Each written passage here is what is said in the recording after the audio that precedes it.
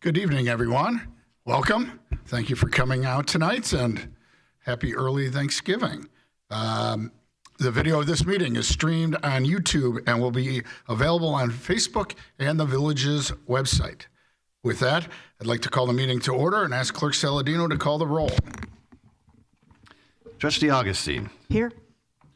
Trustee Gale. Here. Trustee McGee. Trustee O'Brien. Here. Trustee Peterson. Here. Trustee Thompson. Here. President Kugler. Here. Thank you, and we do have a quorum. At this time, I'd invite everybody to stand and ask Clerk Saladino to lead us in the Pledge of Allegiance.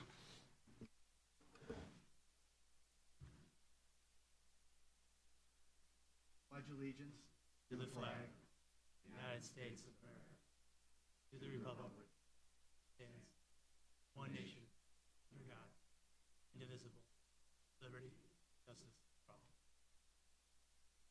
Thank you.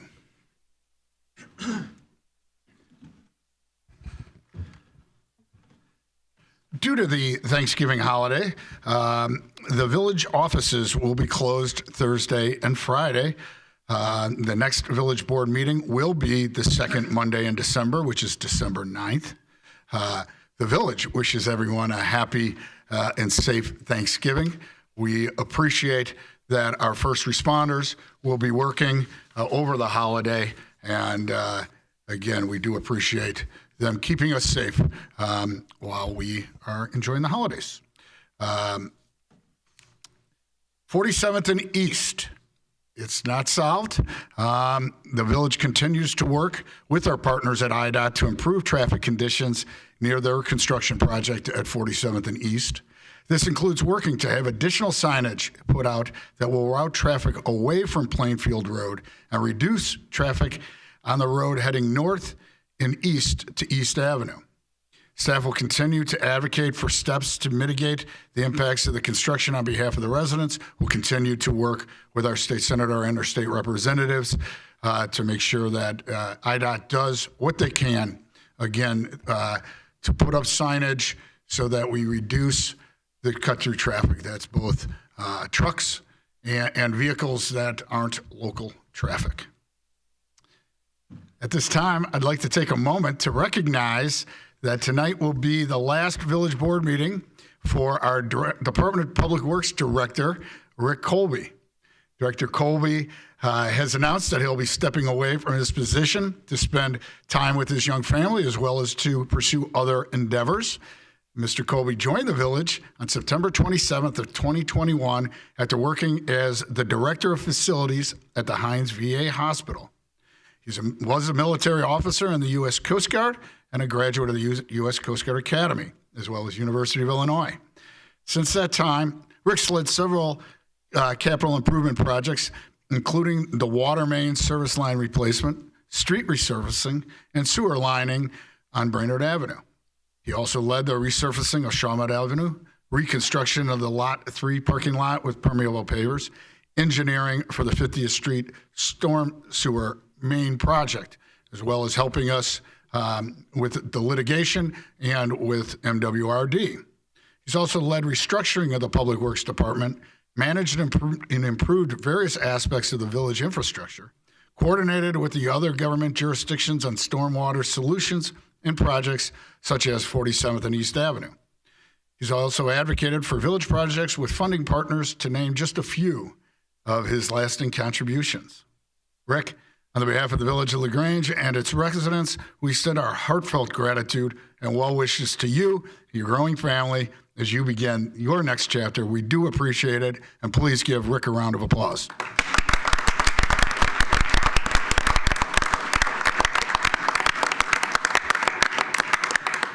Rick, would you want to say anything? Thank you, President Kugler. Thank you, board. Thank you, staff. Thank you for everyone here. Not an easy decision. Have a young, growing family, and excited about the next chapter. Very sad to say goodbye to this one. I'm still a resident, still pretty close by. It's been an absolute honor to serve in this capacity. I think the work matters significantly, and it's volunteer board and the staff, and the staff of Public Works and everywhere throughout the village are just incredible assets. The residents should be very, very proud. We leave in very trusting hands. So I appreciate for the work I could do during the time in the role. And if I could ever be of help, please don't hesitate. But thank you. Thank you very much. And thank you, Rick. We do appreciate your efforts. We appreciate the sacrifices that Molly made when you had to be away nights and weekends and the kids. So thanks. We look forward to seeing you in the neighborhood, and you'll be maybe coming up to the microphone and telling us that you guys are doing this wrong. So as a resident, you're always welcome. Thank you. Moving on, we have Shop Small Saturday. That's Saturday, November 30th. Again, is Shop Small Saturday. This event serves to celebrate and highlight the importance of small businesses in LaGrange. Join in the fun when LaGrange has their flash sale on Saturday from 10 to 3. And shop LaGrange's fantastic small businesses during the holidays and all year round. Some of you may have noticed the beautiful, gorgeous, large tree that is outside Village Hall. The tree is a telltale sign that the holiday walk is right around the corner. This heartwarming community tradition will take place on Saturday, December 7th. Join in the delight with plenty of things to explore and participate in, including visit and take pictures with Santa and Mrs. Claus up here, right where we sit. Visit and take pictures with the Frozen Princesses at LaGrange Road State Train Station. The lighting of the official LaGrange holiday tree, that's the tree I was just referencing, the switch will be flicked. A petting zoo and pony rides for the kids, letters to Santa, free trolley rides, merchant open houses, and shopping deals galore. So come on out. It's always fun. With that, Manager Knight, please provide the manager's report. Thank you, President Kugler, and good evening, everyone. Item A under the manager's report tonight is the actuarial findings for the village's police and fire pension funds. The actuarial evaluation was performed for each of the funds for the fiscal year ending April 30th, 2024. Tonight, Todd Schroeder from Lauterbach and Amon has joined us to present the findings and the recommended contributions from the evaluations. And I'd like to invite you up to the podium for the presentation. All right, well, thank you for having me out tonight.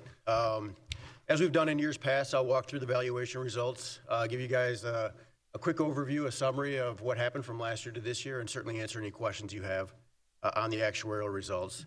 Our presentation is in the packet. I believe it starts on page 8 of the packet, which is page 2 of our presentation. On that page, on the top line on the right-hand side, you'll see that we're looking for a recommended contribution of $3,741,654 between the two pension funds. That's an increase of about $250,000 year over year between the funds. Generally speaking, we'd like to see our increases be around the 4 to 4.5% on an annual basis. This year it was about 7.3% combined between the two pension funds. One of the key results is if you look at the $250,000 increase year over year, about $125,000 of the contribution increase is related to new hires, new people who have become members of the pension funds from last year to this year. So anytime a new person is hired into the pension fund, we start recommending contributions on their behalf that would go into the fund during their working career to eventually pay their benefits, those contributions plus interest to eventually pay their benefits. So in the current year, that was about $125,000 of the increase between the two funds. Looking at the second to last line there, you're still right around 52 to 53% funded on an actuarial value of assets basis. So that's the basis that smooths investment performance over a 5-year period between the two pension funds. You go to page 3, which is page 9 of your board packet. This gives us the reconciliation year over year between the two pension funds for the contribution. On the right-hand column, you'll see at the top, we had an expected increase in contribution of $113,000. If everything else had worked out exactly as expected, then $113,000 would be the increase would be coming in this year. Everything that happened underneath that are the additional pieces that we look at year over year, things like pay increases, demographic experience, which is the new hires that I mentioned. We look at the investment experience year over year, and there's adjustments to the contributions based on those pieces. If you look at the second line, for example, there's about a $25,000 increase in the recommendation based on pay increases coming in higher than expected year over year between the two pension funds. The next line below that, the actuarial experience, there's an increase of about $80,000 in the actuarial experience. That's any demographic changes, membership changes within the pension fund. As I mentioned, a $125,000 increase came in with new hires. The other membership changes, things like people retiring or terminating, actually offset some of that increase a little bit. That's why this number is $80,000 in total increases. The line below that, there's about a $25,000 increase related to investment experience. And this is an investment experience over the 5-year period. So in the fiscal year ending April 30, 2024, investments came in higher than expected. But for the 2 prior fiscal years, they had come in lower than expected, just based on where the markets were at and how the markets are moving. So overall, looking at the last 5 years of investment experience, there's about a $25,000 increase in the contribution. If you look at page 4, which is page 10 in your board packet, we have our contribution broken up. It's the same contribution. On the right-hand column, you'll see the $3.7 million recommended contribution. We break this up for you in the 2 buckets every year. The 2 things we calculate to come up with a recommended contribution are a payment on behalf of any active member of the pension fund. So as folks are members of the pension fund and actively working, we have a recommended payment. That's the top line. That's about $560,000 between the 2 funds in the current year. So if the funds were 100% funded, that would be the recommended contribution for the current year. The second number, about $3.2 million, is the payment towards unfunded liability that's being recommended. And the idea is that payment would be a payment towards paying off the unfunded liability over the next 16 years between now and 2040.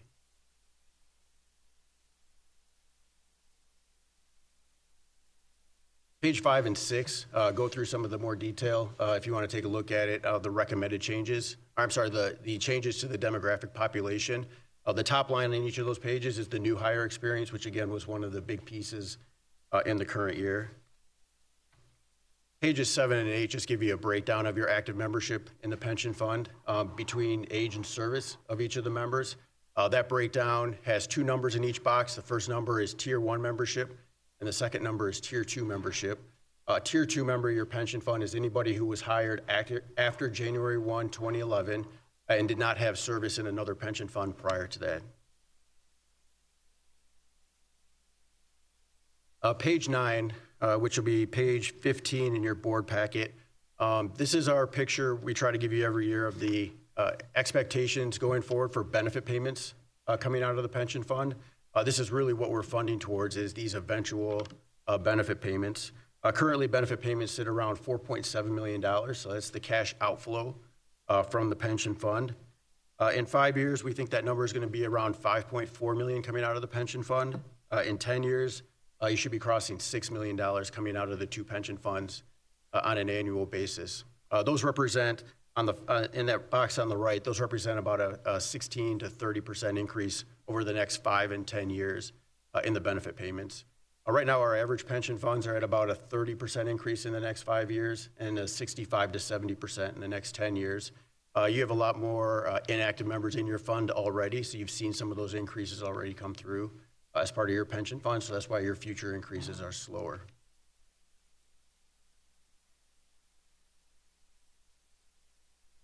Page 10 of the presentation, page 16 of your packet, just has a quick recap of the asset experience year over year.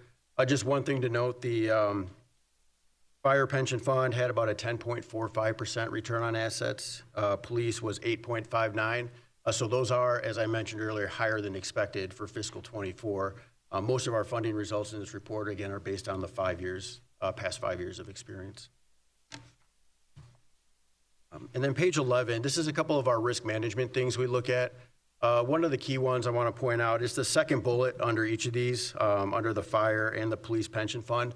One of the things we watch is the percentage of the fund that's paid out on an annual basis in benefit payments. So we look at benefit payments in terms of dollars earlier. For the fire pension fund, your benefit payments are approaching 11% of the value of the assets as of April 30th, 2024. And for the police pension fund, They just crossed over 12% of the assets. So 12% of the assets are being paid out on an annual basis between those pension funds. We have kind of a mark right around 12.5%. That's our key mark. If a fund crosses over 12.5%, that's where we start to put it in a higher risk category, meaning it can become more challenging to get the investment returns that are expected in the pension fund because of the amount of cash that needs to be kept to make benefit payments and kept out of the investments to stay liquid to make benefit payments. So right now, again, fire is about 11%, police is around 12%. So it's not quite to that 12.5%, but something we're keeping an eye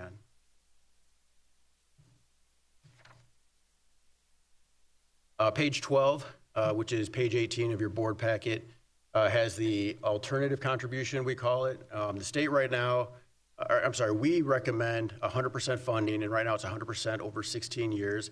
The state doesn't require 100% funding. They require 90% funding by 2040, which is currently the statute. This contribution, the total between the two pension funds is about $3 million. And it's $3 million, again, to get to a 90% funding target by 2040. The difference between the two contributions then, that $700,000 piece is basically dollars towards benefit payments that will eventually have to be made, but aren't required to be funded right now as part of state statute.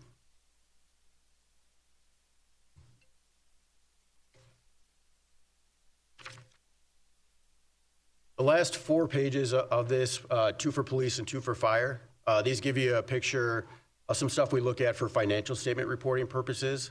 The Government Accounting Standards Board, when you do your financial statements, requires us to look at a solvency test for your pension funds. And the solvency test is based on the assets you have today, the contribution experience from the past 5 years, so what direction are the assets going. So on pages 13 and 14 between the two funds, what that shows us is that the contributions have been 100% of our recommended contribution for both pension funds in the last 5 years. What that means is for purposes of testing the solvency, we'll assume 100% of the contribution that's recommended goes in the future. And if you look at pages 15 and 16, again, this is just one page for the fire pension fund and one page for the police pension fund. You'll see that at around year 80 is when we expect the last benefit payment to be made. And again, this is on a closed group basis per the Government Accounting Standards Board. And that all the benefits are expected to be made from the fund. So the funds pass the solvency test, which provides the best result for financial statement reporting purposes. With that, I'm happy to take any questions anybody has. Trustees, any questions? I just want to emphasize again that we are spending $3 million, basically $180,000 to pay off unfunded from years ago. We're doing that at 100% rate, and within 16 years, the hope is we'll be done with it. So if we continued on, I know the amount goes up, but if we use today's dollars, year 17, the village should have $3.1 million extra to spend on other things. Yeah, and that payment, that 3.1 is scheduled to, the way it's calculated is it's expected to increase at that 3.5% to 4% rate each year as well. So it could be even a higher number. Sure, but my point is, in 16 years then, assuming the village boards were to continue on that pace, there will be a time where that unfunded amount's paid off, and the village will have a substantial amount of their budget available for capital improvements and things like that. Correct. Thank you. Any other questions? All right, thank you very much. We do appreciate it. Thank you. I guess it's under your report. Okay. May I have a motion to adopt, a motion and a second, to proceed with the presented recommended contribution amounts for the pension funds? So moved. Second. Thank you, Trustee Gallant. Trustee Peterson, any questions or comments on that motion? Roll call, please. Trustee Augustine? Aye. Trustee O'Brien? Aye. Trustee Thompson? Aye. Trustee Peterson? Aye. Trustee Gale? Aye. And that passes unanimously. Manager Knight, if you could continue with your next item, which I think is our infrastructure capital plan. Will do. Thank you. Item B under tonight's manager's report is the Infrastructure Capital Plan Comprehensive Engineering Study. Tonight's presentation is a combination of discussions held regarding the village's water system. It also builds on several studies performed regarding the village's street, water, sewer, and storm sewer systems. The village has tasked engineering consultant Baxter & Woodman with analyzing these systems and has worked with their staff to develop a plan that prioritizes projects and maximizes the village's investment in its infrastructure. Tonight we have several representatives from Baxter & Woodman who have joined us to present their findings.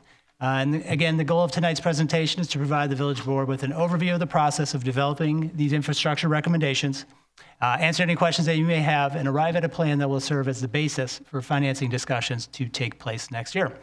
At this point, I'd like to invite you up for the presentation.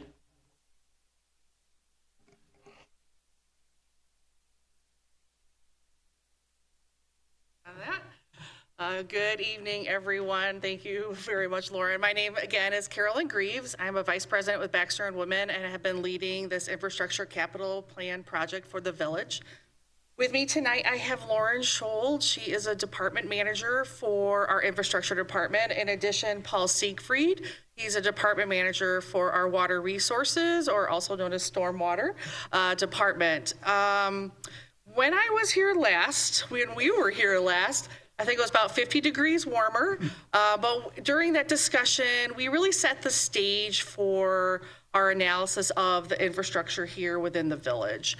And during that time, we started to present to you some of the information, some of the factual information with regards to age of your infrastructure, some of the condition of your infrastructure, some of the potential remaining age of said infrastructure. So like Manager Knight said, we've been taking a very close look since that time now on the water, the sewer, and the road system. We overlapped that with some known needs of your storm system. We didn't do any additional evaluation on the storm, but we wanted to pull those known needs in to make sure we were taking a holistic look at your infrastructure needs. Really, during this process, we have developed a set of recommendations for you, which we're going to share tonight, in addition to tools that we're going to touch on tonight that were used to develop those recommendations, and a strategy of how to put all of these pieces together to make the most sense for capital investment moving forward for the village. Like Manager Knight said, the village has been working on infrastructure needs for quite some time now. I don't know if you want to tip it just a little bit, Lauren, to make it a little flatter for everyone to see. But the village has been looking at your storm sewer needs. You've been evaluating your sanitary system for about 10 years now. We've done a water and sewer rate study a little bit earlier, in about 2-3 years ago, in 2019, finished in about 2020. We evaluated your water infrastructure with the risk and resilience assessment that was required. You've also identified what lead services you have within the village. It's an ongoing process, and put together a project plan for those replacements. All of these pieces are extremely important into building into this infrastructure capital plan. Taking all of those under consideration, we've really taken a look again at what your condition is, the age of your infrastructure, the needs for your ongoing residents here within the village, and identified a plan that can be strategically utilized to make the best use of your money. So by prioritizing and sequencing work, we have developed some recommendations for the next 6 years for immediate, and then identify some longer term needs that the village can continue to look at and evaluate how it continues to serve the village.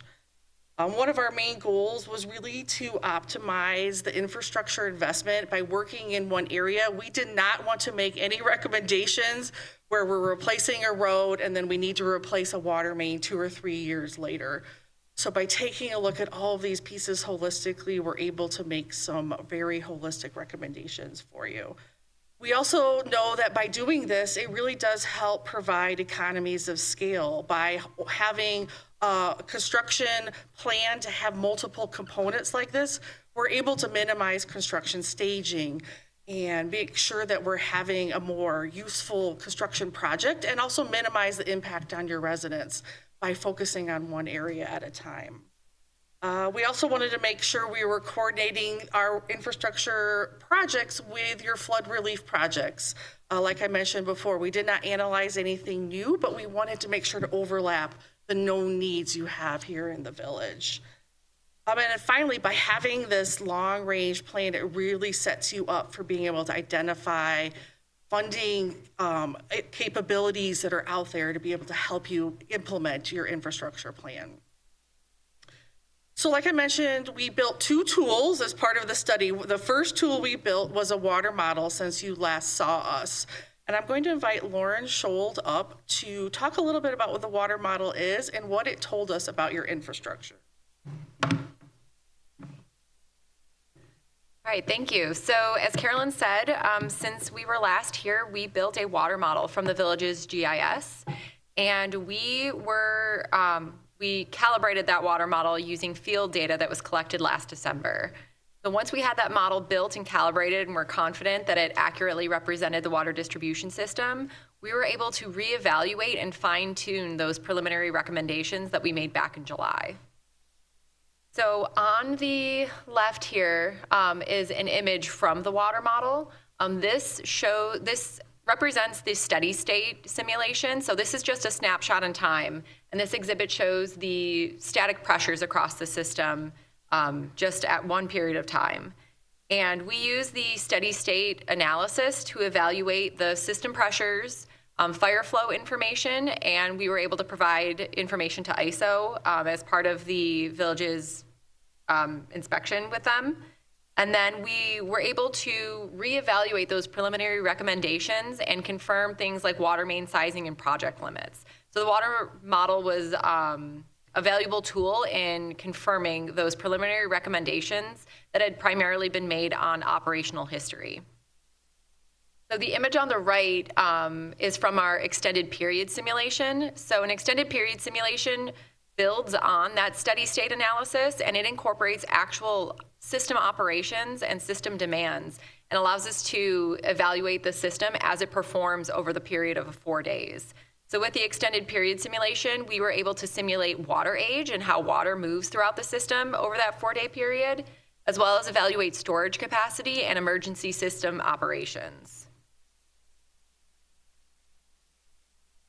Could you explain what water age means? Oh, yes. So water age, it assumes that the water coming into the system from your McCook supply, it is very fresh water, and we use water age to simulate maybe water quality issues or operational deficiencies. So I can go back one. So where you see in the bottom right, the light green, light blue shades of water, or shades on the pipes, that simulates the freshest water in the system. And then on the extents of the system, where there are maybe dead ends or unlooped water mains or lower demand, that's where we see the higher ages of water age. We didn't find anything that caused significant concern when it came to water quality. The system is very well looped, and the operations that staff currently have in place can help mitigate any water quality concerns. Thank you. You're welcome. So then the next piece of the analysis, once we had the water model built, was a water main break rank analysis. So we developed this system or this process to prioritize water main breaks in the system. So on the right, you'll see an image that just shows the water main break history over the last 20 years. So we took this information and paired it with the remaining useful life of each water main segment throughout the system. And we paired that with flow and head loss results from the water model to establish a ranking or a priority system for these water mains. And you'll see that the water mains with blues and greens are ranked on as lower priority. So that means that maybe they're newer pipes or they've had fewer breaks than other pipes that might be older or carry more flow throughout the system. So the reds and oranges are the highest priority water mains when it comes to this.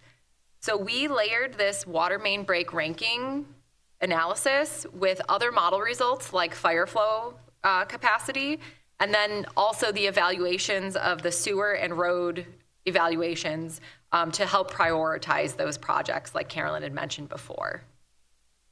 I'm going to hand it back to her to talk about lead service lines. So one of the next phases for the study was taking a look at the lead service lines. So now that we have the main break analysis that Lauren just showed you, and starting to identify where some of the larger water main infrastructure renewal projects needs are within the village, we took a look at prioritizing the lead service line replacements to align with those projects. Knowing if we're going to be doing a water main construction project, we want to tackle those lead services while we are there. And you can see on the exhibit on the right, it identifies where there are either known or estimated lead services within the limits of some of our recommended projects. And we'll be touching on some of those recommended projects later. Utilizing the second tool that we created, so we created a GIS tool that the village staff will be able to use at the end of this project to look at all of these recommendations and have that information available. Within that tool, we've identified both near-term and long-term lead service line replacement projects with the primary goal of getting in front of any road reconstruction projects. We want to make sure we're lining these up again to make the most sense for you fiscally and as a construction project. And as a reminder, I know we talked about this a little bit last time, the lead service lines are required to be replaced by EPA, and that clock really starts in 2027. Now, also, as maybe a little bit of a reminder for last time, the village has been ahead of this conversation and really starting to take a look at what these needs are and has applied for an IEPA, Illinois Environmental Protection Agency loan to be able to support the payment for some of the lead service line replacements. We know that funding for that original first plan will take you through 2029 of about just shy of $4 million a year to be able to use to replace lead service lines. I did want to point out, we talked about this a little bit last time. There was a federal law that we were talking about. We might impact some of the quantities of lead service lines that need to be replaced every year. That law did go into effect about a month ago. However, we're still waiting to see what Illinois is going to do with that federal law. So we're moving forward with knowing that we have to replace those lead services. That federal law might compress the time frame just a little bit, but either way, the village is in great shape by committing to continuing these replacements with the water main projects. Before you move on, I had a quick question. What's the different colors there for the different lead service lines? Yeah, so the different colors there are reflective of different years and the projects that they are going to be connected with. Okay. Well, then so there's different colors, but the streets that have no colors or no dots on them, what does that mean? So you see those, we're so used to looking at this, I should have explained that, I apologize. So you're seeing those clusters of dots that are kind of going north-south there.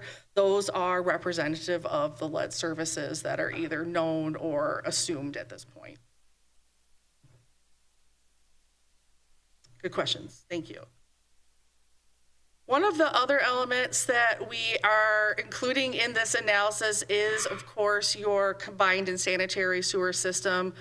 This has been a process that the village has been evaluating for quite some time. I think since 2014, you've been televising your sewers and really getting out ahead on what you need to do for sewer replacements. So we were able to use a lot of that data and that historical knowledge to build upon this infrastructure capital plan. And you'll see there on the right, again, another color-coded map that I'm going to use the term that we continue to layer into our recommendations. And there that you can see the red and the orange are areas that are identified as near-term or immediate repairs needed. And those repairs can really vary from an area that might need to be excavated to repair or an area that can be lined. So a little bit of a variety of reconstruction or repair methodologies apply here. And all of those, again, were layered into where we were looking at some recommended locations, and we identified what those replacements were. If something needed to be constructed, again, excavated, again, we wanted to make sure we did that before any road projects came through in that area. Lining it in as well, we were trying to get lining, even though we're lining it, just get those done before the road project comes in. But we were able to align that process with the water main jobs. I wanted to point out, again, as a kudos to the village for being so dedicated to really tackling your sanitary and combined sewer needs over the years, that your village has inspected over 60% of your system so far. I don't know that I can walk into every board room and say that, so that's definitely a kudos to be out ahead of that. And we're about half of that 60% of the system has had some recommendation of a rehab that's needed. So again, we're continuing to pull that information into this infrastructure capital plan. I am going to now transition this over to Paul. So again, as a reminder, we didn't evaluate any new storm sewer needs, but Paul's going to talk about some of the ongoing known projects. Good evening. Thank you, Carolyn. Again, my name is Paul Siegfried. I've been involved with stormwater in Grange since 2014, so over a decade now. I'm going to keep the discussion tonight pretty brief, just one slide on stormwater. But the main point that I want to make tonight, the most important thing, is just that the village does have a comprehensive plan for stormwater management. And we wanted to incorporate that into the overall capital improvement plan for the consideration of funding, as well as for how some of the recommended improvements that Carolyn and Lauren are discussing might align with the planned stormwater projects, for the purposes of both funding as well as for the potential for aligning some of that work with planned storm sewer projects, combining the work and providing some cost efficiencies. There are a list of projects on this slide that the village is considering that are in various stages of development. The actual implementation and timeline of those projects is going to be dependent on several factors, including the availability of funding, as well as, in the case of the 50th Street Relief Storm Sewer Project, resolution of the ongoing litigation. So again, the village does have a comprehensive plan. We wanted to consider it comprehensively with all of the other. And with that, I'm going to turn it back over to Carol. The last piece I wanted to touch on before showing the overall recommendations is the road system evaluation. Really, the underground infrastructure drove the majority of the recommendations. And we took a look at utilizing the condition assessment data that the village has, or the PASER rating. And you can see, I think the reds and the oranges there are the lower rated streets. And that, as we are overlapping that with our infrastructure needs, we're really taking a look at, should we be resurfacing or replacing these streets at the same time? So we did take a look at coordinating those ratings and that information with infrastructure needs. But then we did, between the years that we're doing the water main replacements or a sewer rehab, we also added in a kind of we're calling them off years. So staggering major construction on water or sewer 1 year, we're rehabbing the streets as part of that. And then in the off year, doing just a street rehab program, so that we're continuing to keep up with streets during that time. And I think now I'm going to pass it back over to Lauren to talk about how we're pulling all of these pieces together. So as we've said at various stages throughout this presentation, we layered all of these different evaluations to identify areas of overlapping need. Wherever possible, we combined projects to maximize funding opportunities and minimize disruption to residents. So on the right, you can see these are all of the project locations that have been identified for fiscal year 2026 and then 5 phases of the infrastructure capital plan. And it's hard to see from here, but the different line types on that right exhibit show the scope of water improvements, combined sewer improvements, storm sewer improvements, and roadways. So then on the left, we have a screenshot from that GIS tool that Carolyn explained before. That tool was developed to capture all of the details of the evaluations that were done, as well as the recommendations. So on the left, you can see that this is an example of one project, and the GIS tool summarizes the type of improvements as well, and the length of the improvements, as well as the exact, street limits of those improvements, as well as any other additional design considerations like the count of lead service lines, for example, with this project that fall within the project limits. So capital plans, as we all know, are very dynamic. So this tool will really help village staff adapt if things change down the road throughout the duration of the capital plan, or if new funding sources become available and projects maybe need to slide around in the capital plan. So this table summarizes the costs of the overall infrastructure capital plan, and I know that there are many rows and many columns here, so I'll briefly explain how this is organized.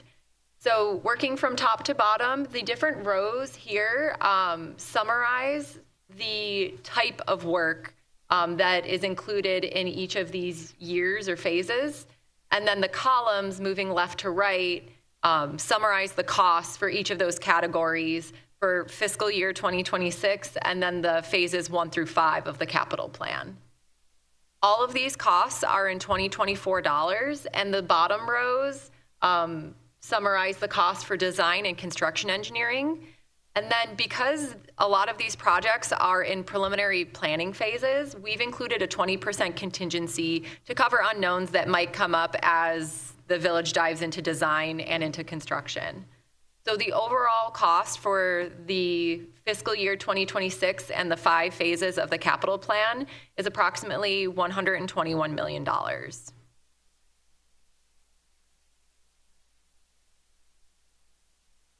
So next up, I wanted to quickly highlight the projects that are planned for fiscal year 2026. The 4 projects that are listed up on this slide were already identified and prioritized by staff prior to this study, and are all in various stages of design. And I wanted to highlight the 50th Street Relief Storm Sewer Phase 1 project that Paul described before. That will not be constructed in a single year. It is anticipated that construction for that project will span 2 years. So the costs for fiscal year 2026 only represent the half of the project that will be constructed in that year. So the total estimated capital need for fiscal year 2026 is approximately $19.5 million. I will hand it over to Carolyn then, one last time, to talk about next steps. All right, thank you, Lauren. All right, we will wrap up here and certainly open up for any questions you may have of us. We appreciate the opportunity to present tonight. Our next steps are take any of your questions and feedback and finalize our recommendations, and then put together our final report for the recommendations for the next 6 years and the long term. In addition, the village would like to move forward with developing some financing options for this. Obviously, there's a lot of recommended improvements here, and there are some financing opportunities that are out there. Like I already mentioned, you've gone after the IEPA low interest loan program loan to be able to help with lead service replacement. So there may be other ways to be able to help fund some of these recommendations. I know the goal is to really start discussing those financing options over next year to the summer of next year, and then start budgeting for these improvements for moving into the future. And with that, I will open up for any questions. Thank you, Carolyn. We appreciate it. Trustees, questions? Trustee Thompson. So the 2026 was 121 million. Nope, 2026 is 19. No, 19. No, the total's 120. Yes. Okay, but right. 19, I thought that was just 50th Street portion of it. Okay, so basically we're about $20 million a year. Yes. Okay. A little bit of a drop for the third year, but around that. Okay. And again, the benefit of having this tool is that, like Lauren mentioned, you can flex some of these recommendations. Maybe you decide to push a project a year if you need additional need comes up. This really gives you a good starting plan to figure out what you need to do for your upcoming years.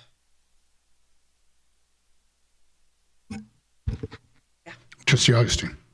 Thank you. Appreciate what you've put together here. It's helpful, and it'll hopefully prevent us from making any costly mistakes in terms of building in an area where we're going to have to tear it up, a year later. So this is the 2026 recommendation for fiscal year 2026. When might you recommend the 2-year shift after that? Like, what's the game plan for making those recommendations? Yeah, so we split up the title of this because we wanted to make sure to get some of your feedback tonight here. Knowing what these needs are to move forward fiscal year 2026 pretty solid. We did then, you can see we have phase 1 through phase 5. You could identify each of those as a fiscal year. There are projects identified for all of those. I'm going to go back to here. You can see the color coding there. The yellow is for the phase 1, so that could be the next fiscal year, and you could subsequently just keep applying that to each fiscal year. Obviously, it all depends on financing. Exactly. So this is just the plan. If we can raise 121 million from a variety of ways, then this is could be a 5-6 year plan. Yeah, we wanted to be a little cautious on putting a fiscal year on that for exactly that point, as we know those next steps are to identify funding.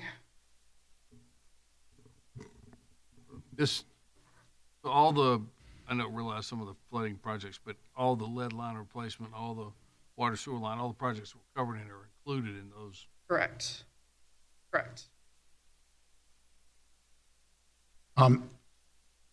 To date, the lead service lines, at least the portion, I think it's from the Buffalo box to the house, has been paid by the residents. This plan doesn't have that, but we as a board haven't decided that. To me, since we've expected the residents to pay in the past, it would only be fair to have them pay in the future. I would like to see if there's ways for low interest loans, pooling services to try to get scale and make it lower priced and things of that nature. But we don't have to, just because we got this loan, say we're now paying for lead service lines and then try to figure out in 5 years where that money is going to come from. Correct. That's a decision the village board will need to make as a policy to move forward.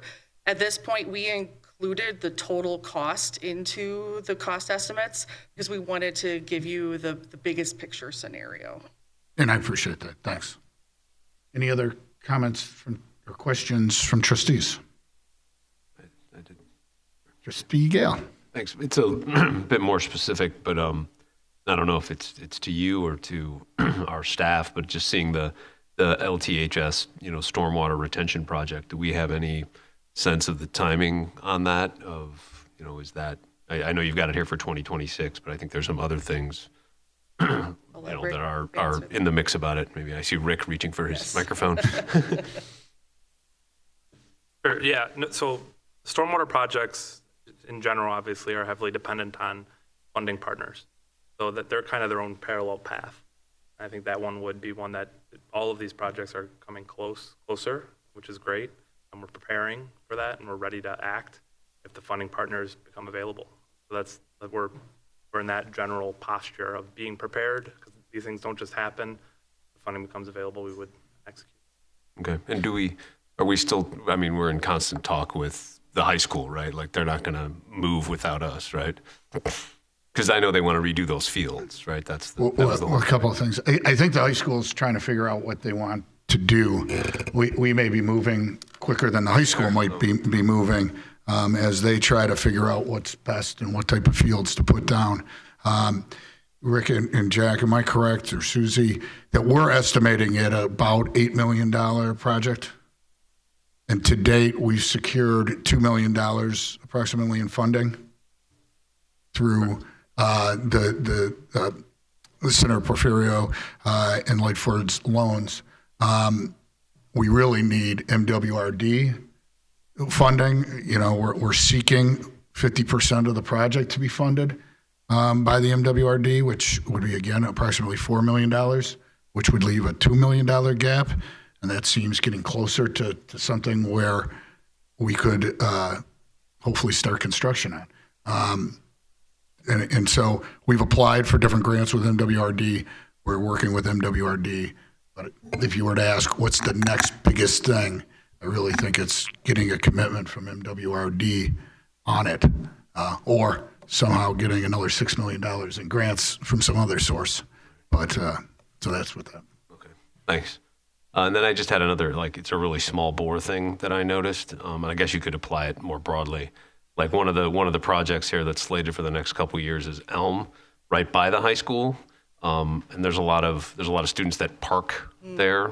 So I think maybe just as you guys keep your eye on recommendations and projects and how things proceed, like realize like when we tear up a road and, you know, do paving, like there's going to be parking shifting that's going to have to happen. And parking is a thing we're always aware of here. So Yeah, that's a great note. Thanks for making that. Let's hope we do it over the summer. right, well, Hope. right. So you know, I'm a brainerd. Yeah, wishful thinking sometimes. Any other? Oh, we got Trustee Thompson. So the 121, does that include the flood projects? Yes. Or does it? It does. So it includes the $9 million, the $35 million for, but it doesn't include ores and Mars, does it? It does. You want to clarify that? It seems Okay. cheap to me. Yeah, so it does not include all of them. Mars and ores, Mars is included, I believe, in 2028, 2029. That project, it is reliant on the removal of the restrictor for the MWRD deep tunnel system, which that's anticipated to happen in 2029 when stage 2 of the McCook Reservoir is constructed. That's written into the permit. Ores is more of a longer-term project, and that one is not included. It would be after Mars, or at least that's what we're thinking at this time. And then also the project at Linklater and Sunset north of the Country Club, that one wasn't on the list just because at the moment, Country Club isn't a willing partner for the project that was proposed, and the other alternatives that were proposed there at a cost that the MWRD isn't willing to partner on right now. We're still continuing to have those conversations and look at alternatives. Thank you. Yep. Trustee Icing.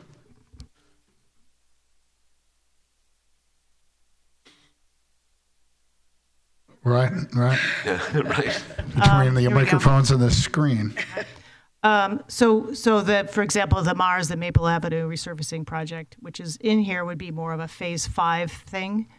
If you're saying we're timing it to wait till the restrictor opens up from deep tunnel, so that would be kind of an end of this grid project for that reason, because it's not that far away.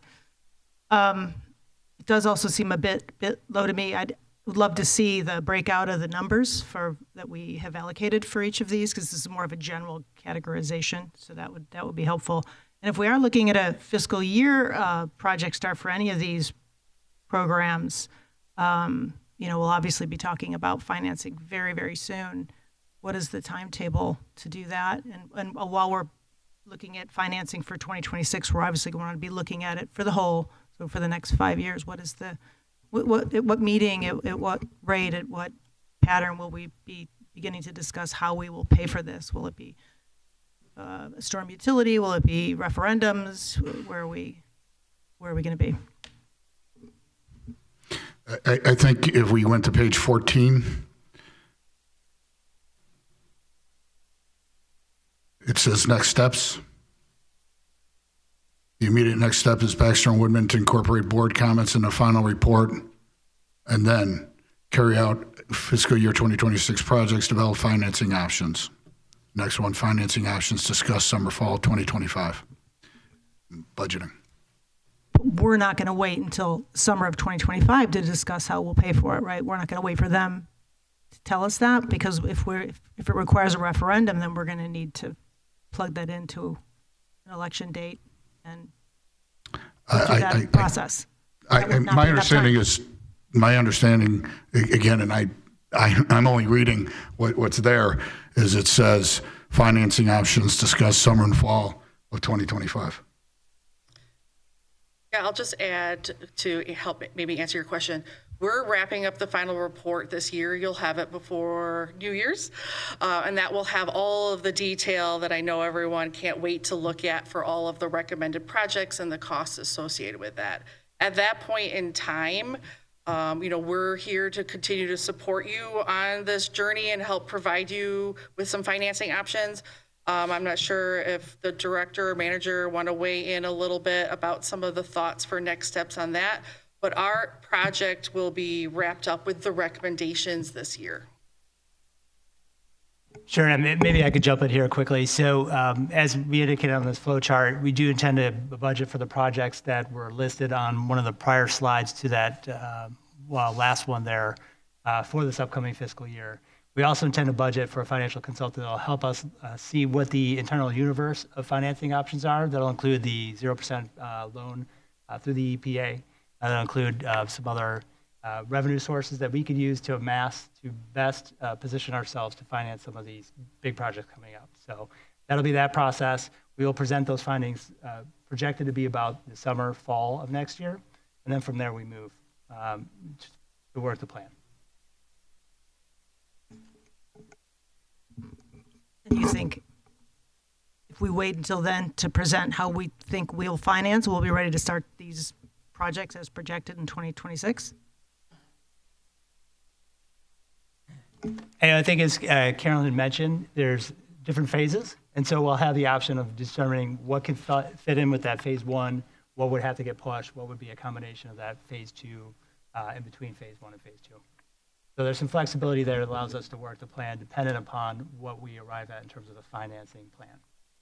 And we may also look at kind of a larger, not attack this every other year, but kind of attack it as a whole, right? That would be the goal.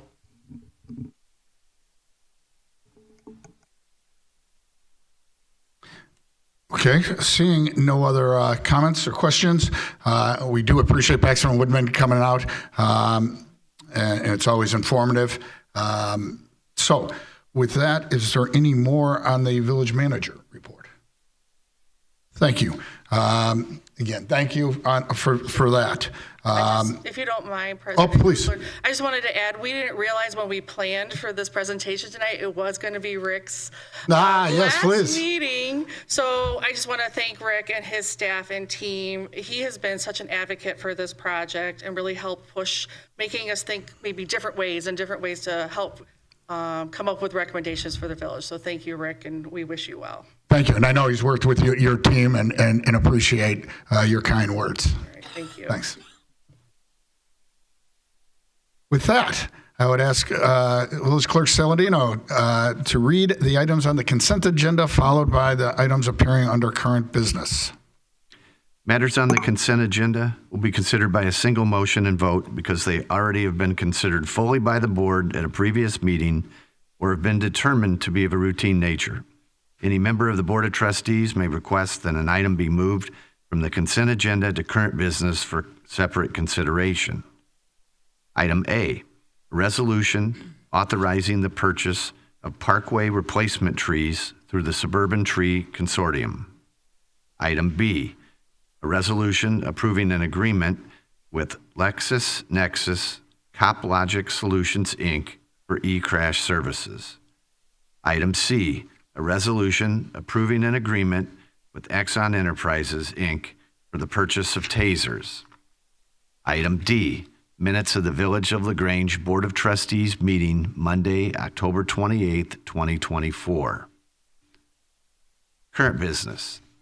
This agenda item includes consideration of matters being presented to the Board of Trustees for action. Item A, proposed 2024 property tax levy. Item B, a resolution authorizing the execution of an independent contractor agreement with Simpson DeTillo LLC for administrative hearing officer services.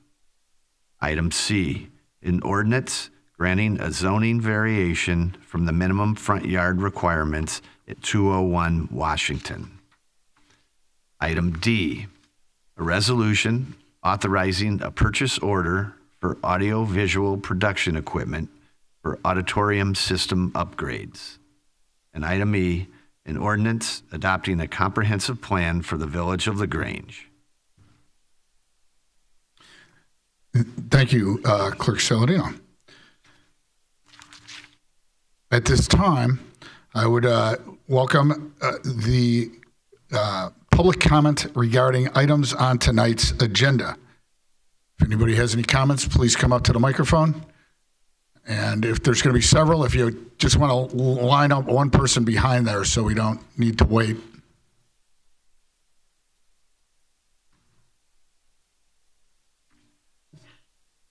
Good evening.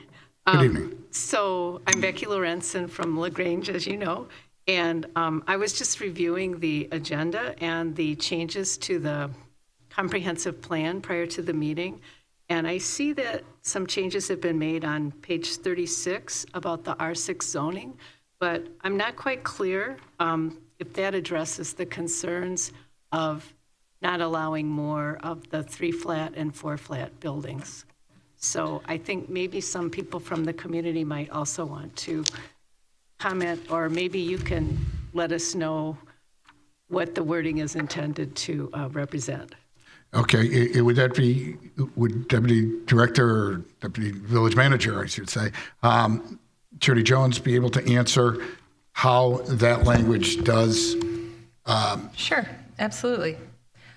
So the way that the language was amended was consistent with the direction that we received from the village board at the last meeting, last Monday. So it was amended to preserve the already existing triplexes and fourplexes that may exist within the R6 district. So noting that the existing character of the R6 district includes several structures that have been converted into 3-unit or 4-unit buildings, which are not in keeping with our current zoning requirements, but are desired to remain. So it is recommended as part of the comprehensive plan that when the zoning is amended, that it be done so to allow those existing properties to remain. And I didn't see any wording that excluded additional 3 and 4-flat, but I'm not sure if that's implied by residential housing. So there are no other recommendations to modify the existing R6. R6 doesn't allow for 3 and 4-flat currently. So the recommendation would only be for preserving what's existing. Thank you. Thank you.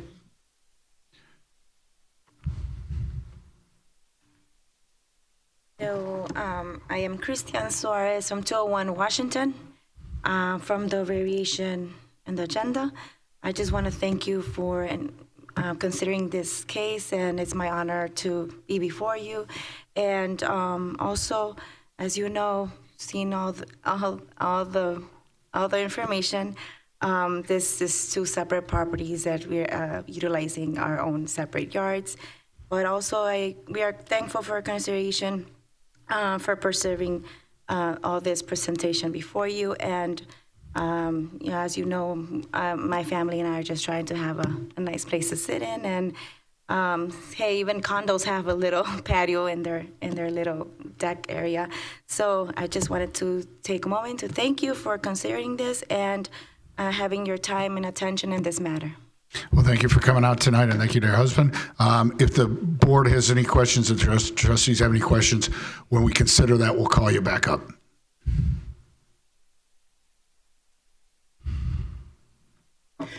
Good evening, Dr. Bessie Boyd, 234 Sawyer. I guess I do have concerns about what was just said in terms of the rewriting. It is our understanding that there would not be any additional buildings. I don't see that in the writing of which was discussed. Let me just stop you if I can. Okay. What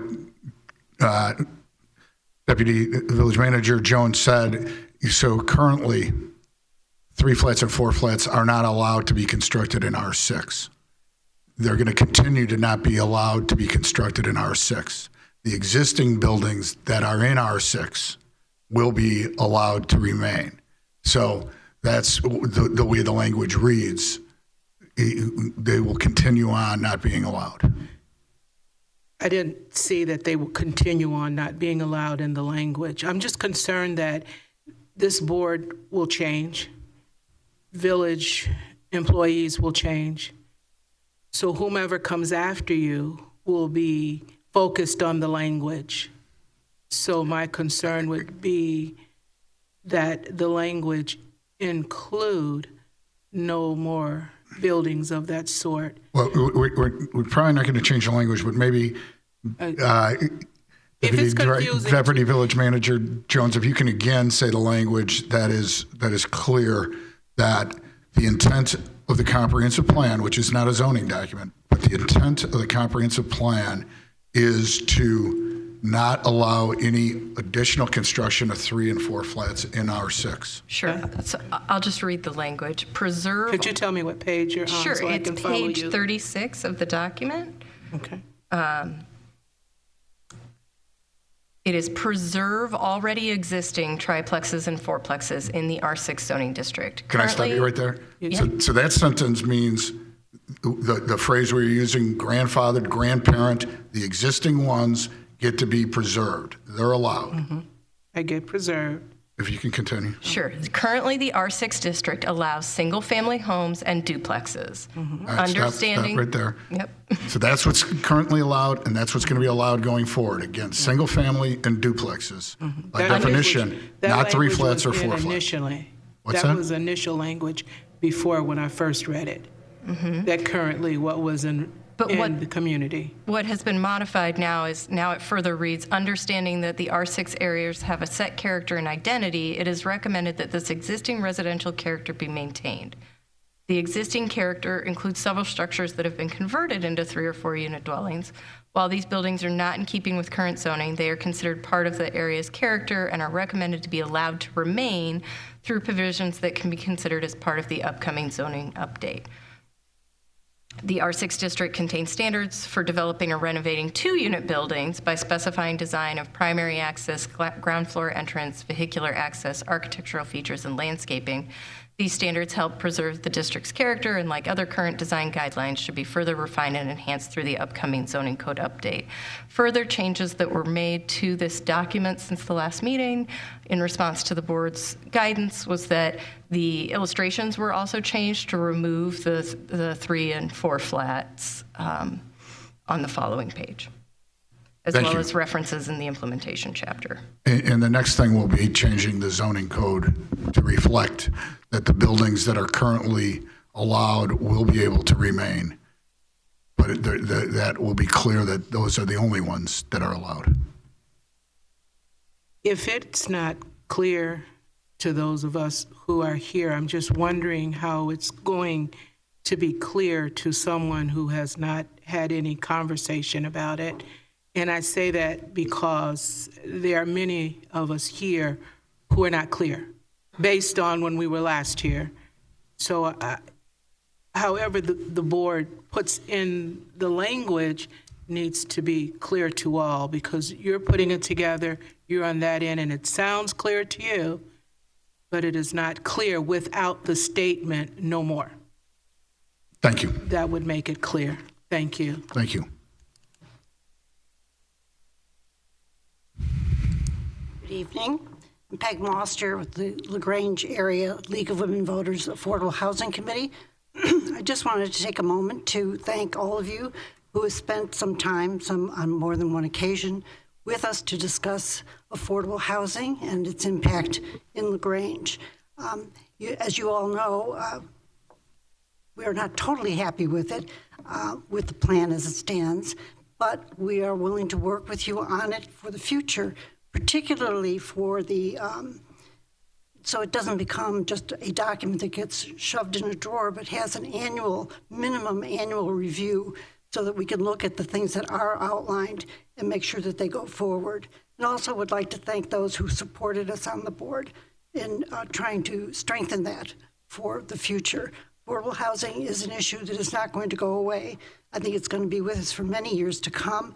And the sooner that we begin to recognize that and engage and do something about it, the better. Thank you very much. Thank you, Ms. Musser. Hello, everyone. My name is Maurice McGee. I live at 18 Sawyer Avenue. And before I say a word, can you just... No, you're fine, Morris. So there's 2 pages, and if they could take a look real quick. Solar panel. So I was attempting to have my home and solar panels installed at my home by Sunrun, and one design would save me. Hold on, I'm get it together. One design would save 70% estimated energy offset, 70%. And that design was turned down by the zoning board. And the one that accepted would only save 42% of the estimated energy offset. So my point is this is 2024, and the whole issue was something with 60 degrees or 6 degrees from the plot line, and I can't know why the 6 degrees or 60 degrees made such a difference. And I don't know if it's aesthetics. You don't want people in the neighbors knowing that you have solar panels on your roof. I'm just not sure. I can't see my roof necessarily from the ground. And so again, I don't understand why the initial set of plans got turned down. But from my understanding, it's the 60% angle that the village says you don't want anyone to see. And again, and again, it's antiquated. This is 2024, and I think the village should come up to speed in a sense when it comes to solar panels and helping the residents save energy costs. Everyone wants to do that, and my last bill was $250, and so the solar panel would help a lot. But anyway, I was turned down, so I'm here to appeal to whomever that you reconsider the zoning ordinance and try to maybe modify the ordinance to allow the citizens to have solar panels. I mean, it's the up-and-coming technology. It's been in existence for quite a while now, and maybe the village is just catching up with what the residents need. And my second comment is, when are you going to fix the speed bump that's on East Avenue and Ogden Avenue? Do you mean there's a pothole or a speed bump? It's a speed bump because you have to slow down before you can proceed to cross that street in a car. Before you can do anything, if you don't slow down, it's a just to clarify though, that wasn't put in as a slowing mechanism. But it's a defect in the street. It's definitely turned into that. And if I can just ask Director Colby, on his way out here, is that an IDOT road? That is. And have we communicated with IDOT to ask them to repair it? We have. Familiar with the area, that we did some temporary patching, or had asked IDOT to do temporary patching of that. Which doesn't hold up. No, understood. And they had some dips in East Avenue. Someone came in, they dug it all out, they patched it real nice, and it's been nice ever since. And they've just repaved from Joliet Road to 55th Street. Looks beautiful. And in the village of Brookfield, where Brookfield Currency is, they repaved that section going from Brookfield Currency going around, I think, to 17th Street. Just nice, beautiful.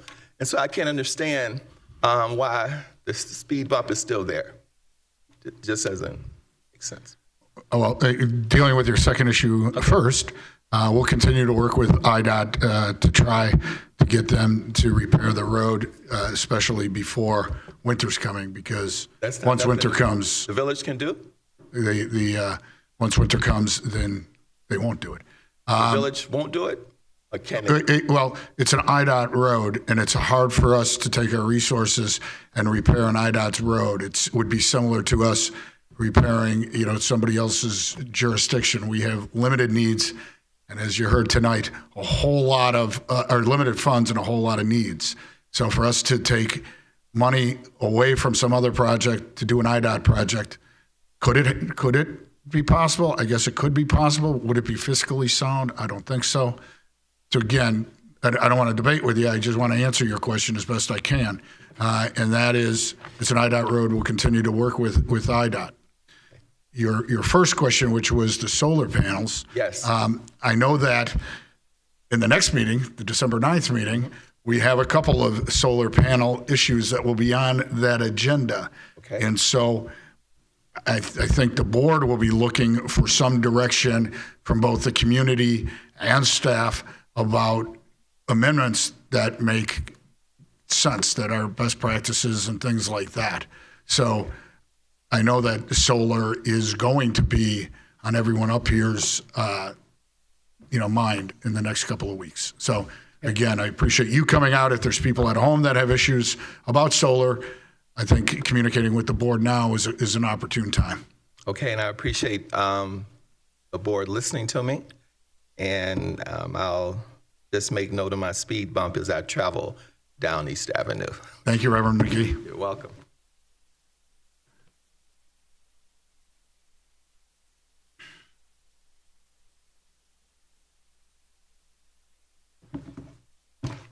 Good evening.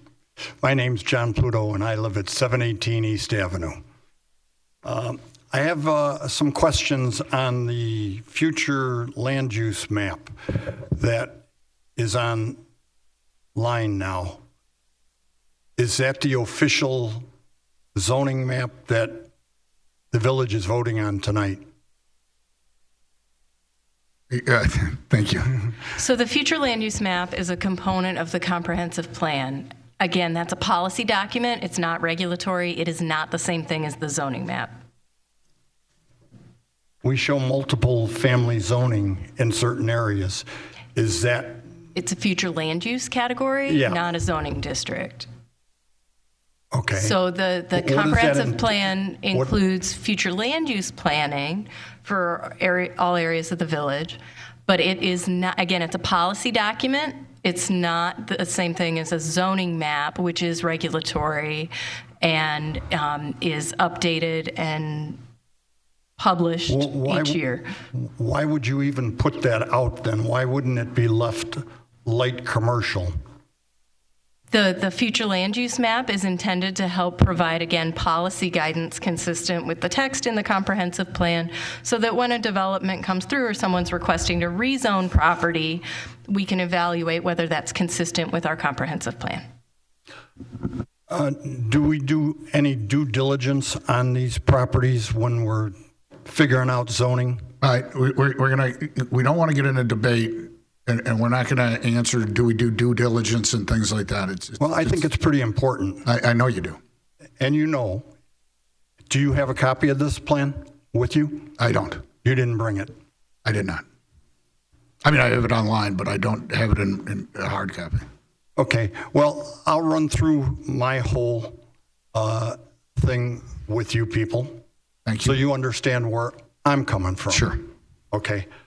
And I will give you a copy that your legal counsel probably would like to look at while I'm talking to you, because there's some If you have an extra copy, we'll take it. Well, I want it back. Well, if it's not an extra copy, I mean, if you want to lend it to us, that's fine. Do you have a copy for yourself as you talk? I'll tell you what. I'll lend it to you, and I'll pick it up tomorrow. No. We'll have it available for you, but do you have a copy as you're working with us tonight? Absolutely. Okay, why don't you bring it up, and then we'll have it. Whoever wants to look at it as you're going can, and when you're done, you can just take it back. How's that? Thank you.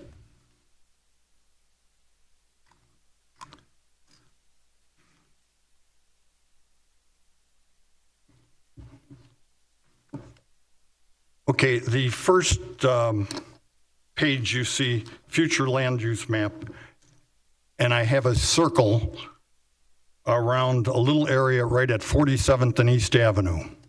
So we're on page 1? Page, right. Okay. And there's a circle there. And that particular piece of property is what was part of a gas manufacturing plant that was built in 1896 or something like that. Okay. Now you have that showed for future multifamily. Well, this is the whole plan that was made by Huff and Huff for the gas company so that they could figure out exactly how bad the site is. So in order for them to sell it, it had to get an NFM, that one's got me. No further remediation. So the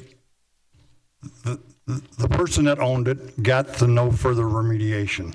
But along with that, there are stipulations in that. And the stipulations are you can't basically dig on the property, you can't remove the asphalt in the parking lot, you can't remove the concrete and the floors of the building there. And it also tells you what you can do, what you can and cannot do. And if you go to, I'm going to go to the second set of pages. The Huff reports? The Huff report. Okay. And if you go to page 5 of 10. Okay. Well, let's see. I'm going to start at the beginning. Bear with me. The second page is the Cook County Recorder of Deeds. And that records the no further remediation letter. And it talks about all legal description of the property. Correct. And it also tells you that the property owner, that this letter has to follow the title of this property forever. Okay. Okay. And as we keep going along with that, there's a picture of the parking lot and the buildings and all the barriers that are out there now. And when IDOT comes alongside that building, they will have to remove dirt and take it to a special dump. Then it says the remediation site consists of 2 acres, is located at 47th Street and Bluff Avenue. Your request for no further remediation determination is granted under conditions and terms specified in this letter. The remediation applicant, as identified on the review evaluation service agreement, August 21st, 1996, is Nicor and Commonwealth Edison Company. This comprehensive no further remediation letter signifies a release from further responsibilities under active performance of the approved remediation action and shall be considered prima facie evidence that the remediation site described is attached to the Illinois EPA site. We go to the next page. Conditions and terms approval. It says level of remediation and land use limitations. Regulated contaminants of concern were successfully addressed in the remedial action completion report, December 1998.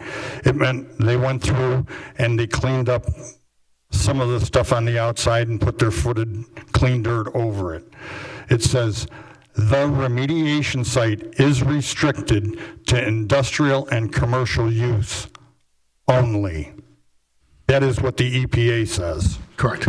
Now, your future zoning plan is saying multifamily. Only if it was remediated.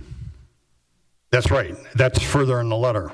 Right. But to remediate that property, they'd have to take 8-footed soil out of the whole property. Well, you're giving somebody the idea that they can put a big housing development in there, and they can't because the property is dirty. Well, they can't without remediation. The title documents are there, and we expect that any developer will look at the title documents. You shouldn't be granting zoning for that if We're the not property can't granting be zoning. Okay? We're not granting zoning. We're talking about potential future uses. And I know you disagree with that, but I tried to explain what the village's position is. You can state what you want to disagree with, and then we'll be done. So if you have to continue, continue. I'd like to hear from Ben. So this is not a zoning map. This is a tool that under the Illinois Municipal Code, and specifically section 11-12-5, that we go through an exercise to create a comprehensive plan, and then we use that as a tool to evaluate future decisions of the village. It is not a zoning document. It is not what the zoning is or may be in the future. And it is also not meant to be a document that goes to each and every single property and does a deep dive into the title of that property, conditions that the EPA may have on an individual property. It is a broad document that is meant to be, after that feedback is collected, which it has been, and one that we use to evaluate. In the future, if any property comes forward for rezoning, an application will be submitted, and each individual property will be looked at as on a granular level of whether that is an appropriate decision or not. But I think you're overreading what the comprehensive plan is and what the exercise is. But this is a document that is comparable to what every other community in Illinois does under the Illinois Municipal Code. There's no asterisk that tells anybody that that's a hazardous site. And you're giving zoning for multiple zoning, for multiple, you're giving the green light to go ahead with that. There is no green light. There is no zoning decision that is being made. The process for zoning a text amendment would be an application would be received, public hearings would be held, it would go through our plan commission, and it would come before this body. This is not a zoning map amendment. Well, then why does the zoning map have the color of multiple zoning there, multiple family? This is not a zoning map. The old zoning map, which is the second page, shows commercial, the existing, okay? So I think you guys are wrong in allowing the map to show multiple family. This whole Huff and Huff report here tells everything about that site. And sure, it has an NF, no further remediation, but the stipulations with it, you can't do anything else with it. Thank you, Mr. Pluto. I'm not done yet. That's fine, but again, you're free to criticize what we've done. You're free to explain why you would disagree with us, but we're not going to get in a lengthy debate and justify what our experts have done. So again, state what you disagree with and why you disagree with it. I want you to have your I'm opportunity. Give you some more information. I listen to all your stuff. Now you can listen to mine. And this is the number 3. Okay. Okay. And it is from Commonwealth Edison's company response to some data request. And it says, the LaGrange former MGP site is located at Bluff and in the Indiana Harbor Belt Railroad tracks at 47th Street. The site is approximately 2 acres in size. Gas was manufactured at the site from 1901 through 1912. The site contained 2 gas holders, compressors, purifiers, tanks, retorts, cold sheds, and a process building. The retort building and the purifying building remain on site. An addition was made on the north end of the retort building. Both gas holders are gone. However, the foundation for the larger holder is partially in place and is covered with asphalt. Above ground portions of the structure have been removed from the site. Investigators have removal actions have been taken at the site. And then it says, Ira C. Copley owned the entire gas plant parcel in 1901 when it was sold to the LaGrange Gas Company. In 1913, the property was sold to Western United Gas and Electric Company. In 1950, Western United merged with Public Service Company of Northern Illinois, which in turn merged with Commonwealth Edison in 1951. In 1954, Commonwealth Edison spun off its selling parcels of the site. Northern Illinois Gas retained one parcel, selling the remainder to a number of entities, which included the National Boulevard Bank of Chicago, Frederick W. Casperson, Rio Zorro Publications Incorporated, Ray F. Dragg, Jimmy Diesel Incorporated, and the Chicago Title and Trust Company. Currently, the site is owned by a single owner and leased for light industrial and commercial purposes. Now, the initial 2-acre site that they talk about, it was a much larger portion of a piece of property there. Are we aware of all the environmental hazards that are potentially there? We're not getting a question and answer, so you can say again what you want. Okay, well, and then you can move on. I just wanted to throw that out there because it ain't going to end here. I understand. I'm trying to give you the opportunity to say whatever you want to say. Okay. Number 4, Illinois Commerce Commission. This is in regards to the money that was spent on the 46 sites in the state already. And LaGrange has $272,098 that was spent on remediation. Oak Park had a gas plant that took a whole square block. They spent $83 million on the remediation of that. So we have a dangerous site in our town, and nobody seems to care.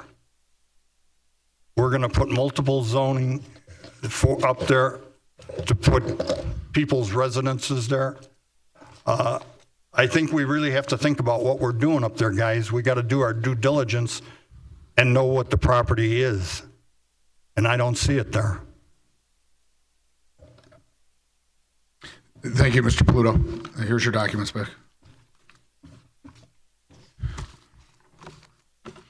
Any other members of the public want to comment on matters on tonight's agenda? Thank you.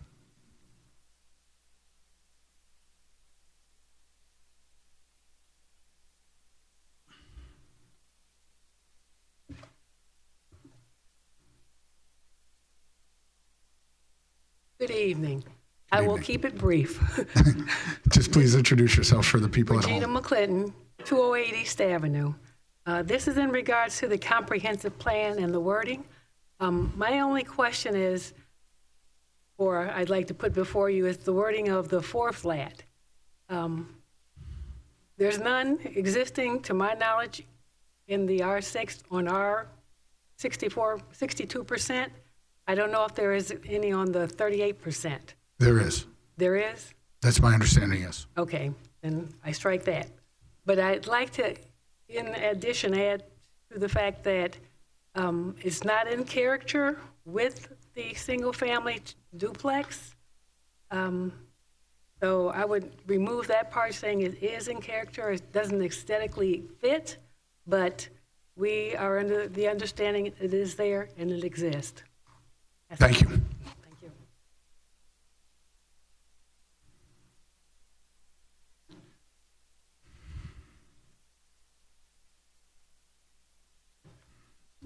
Good evening, Al Foreman, 56 7th Avenue in LaGrange. I'm happy to report I have no further comments on the comprehensive plan. Thank you. But I do have comments on current business item A, which is the proposed 2024 tax levy. And I would comment first saying that I want to be very respectful of the process and the time that staff has invested. But but I'm a retired former financial analyst. I'm looking for something to do. So I've poured over a lot of numbers and done a lot of research on some public data. And the first thing I'm doing is raising my hand to say, if there's any assistance that anyone on the board needs in terms of looking into this matter, I'm happy to help. Volunteer, right? But I first wanted to point out, as you consider the 3.4% increase that you have for 2024, last year's increase was 5.9%. That's the total levy. So yeah, but that's not the same as the 3.4. No, 2023 was 5.9. Your proposed 2024 is only 3.4. That's good. Well, but the 3.4 is a different number, right? Because that's under the Property Tax Cap Act. We can't go above 5%. Yes, agreed. So if you get up to above 5%, you're obviously taking in new growth and things like that. So that's why it's different than the 3.4. What we did last year was actually 4.5. We could have gone to 5, but as a board, we said, no, we're going to 4.5. This year, the CPI is 3.4. That's the cap that we're allowed to go to. Right. And what we'll be voting on today is, do we want to go to that 3.4 number? Understand. The fine point I would point out is I agree with the 4.5 last year, but in addition to that, there was 0.4% for growth. So still kept you under the 5% ceiling, but the actual numbers was a 4.9% increase in the levy. I did a sample of 3 properties, and you might say that's a pretty small sample, but I would respond that the parking lot consultants a couple years ago only looked at 2 days worth of data. The 3 properties I looked at were my own, 56 7th Avenue. I also looked at 56 LaGrange Road, AKA Palmer's. And the 3rd property I looked at was Uptown Apartments. So just general numbers here. Last year was a triennial reassessment. All the math could get really goofy. But Cook County Board reported that in the south and western suburbs last year, the average increase in the assessed valuation was 33%. As a reference point, my valuation increased 50%. Palmer's increased 48%. Uptown Apartments increased 5%. Only 5%. When all the complex math on real estate bills are completed, and I've pulled the bills for all 3 of those properties, on a year-to-year basis, my tax bill for the Village of LaGrange increased 34%. Palmer's increased 19%. Uptown Apartments tax bill went down 15%. So that's something that I know you don't control as you set the levy, but I'm pointing out these fun facts because messaging that goes to the residents can be quite misleading. And so in last year's, information, you talked about the total increase in the levy, but everybody's mileage varies. And so there's winners and losers in the process. And I'm not here to tell you or ask you even to change the levy amount, but I'm asking that you be sensitive to the dynamics. And also, my gut reaction is, and when I hear that Uptown Apartments is paying less in taxes year to year than the residents are, I think, the playing field is tilted a little bit. Don't know how to fix it, but I'm not sure if you're aware of that, so that's what I'm here to point out. And that's the type of stuff I can do, in my free time since I'm bored. Well, I can't speak for the whole board, but I can tell you I was not aware of that. I appreciate you bringing it to our attention. I will contact both Cook County Assessor Craigie's office as well as the Lyons Township Assessor Patrick Hines to ask if they have an explanation. And again, I have no idea what response, but I'll try to communicate it to you when they do respond. Okay. Yeah, great. They probably have better attorneys than the rest of us have for they assessments. And as I leave, I would point out, this is reference point as well. I think I read in the information for this year's levy, we're somehow anticipating $60 million worth of growth. Not sure where that's coming from, but I would point out that the existing EVA on uptown properties is 16 million. So we're talking a number that's almost 4 times what uptown is. I mean, it doesn't pass the sniff test on how much growth there might be. Yeah, and I'm not aware if anybody is prepared to say what the $60 million figure came from. Finance Director Micah, if you could answer or at least give some guidance. I don't think so.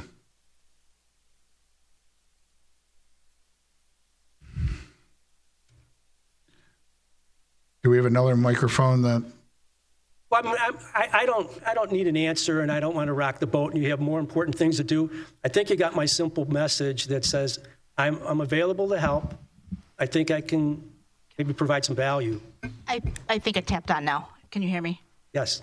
So where that number came from is officially with new growth. So some of the calculations were done in terms of what permits were pulled this year for different properties, in terms of what was improvements were going on. And so I believe, Mr. President, that you made a statement in the recent State of the Village that our growth is anywhere between $40 and $50 million. And so what we do is we take that dollar amount and I increased it to 60 million to make sure that we don't leave any request on the table. So when we make the request over to the county, they certify of that amount what actually is the assessed value of that, and then they incorporate that into what the actual new growth is, and then they convert that into the rate and certify that in June. So the $60 million came from what is anticipated to be with new growth that's come online within this last year. Okay. Thank you. So just to clarify, if we don't ask for it, we can't get it. So if something, unexpected were to happen and we were thinking, okay, realistically it's 40 to 50 million, but the market changed and it's actually 75 million, well, we would be leaving some on the table. So we try to ask for more. We don't budget on more. We don't expect to get more. But we always ask for more than we know we'll get. So you were right. Okay. The $60 million isn't going to come, but we're hoping 40 to 50 million of new growth. Okay. All right. So, I mean, a discussion for another day, but sure. I don't think that 60 million affects your total levy. And I think all the 60 million does is affect your rate, which the county... Yeah, you're getting beyond my knowledge of it. I just know that that we're allowed to capture the new growth, but on the existing properties and the pie, we're only allowed to go up 3.4%. Okay. All right. I apologize for dragging you through all the details. No, that's fine. But I mean, I appreciate your offer to help on this topic. Right? Thank you. Thank you.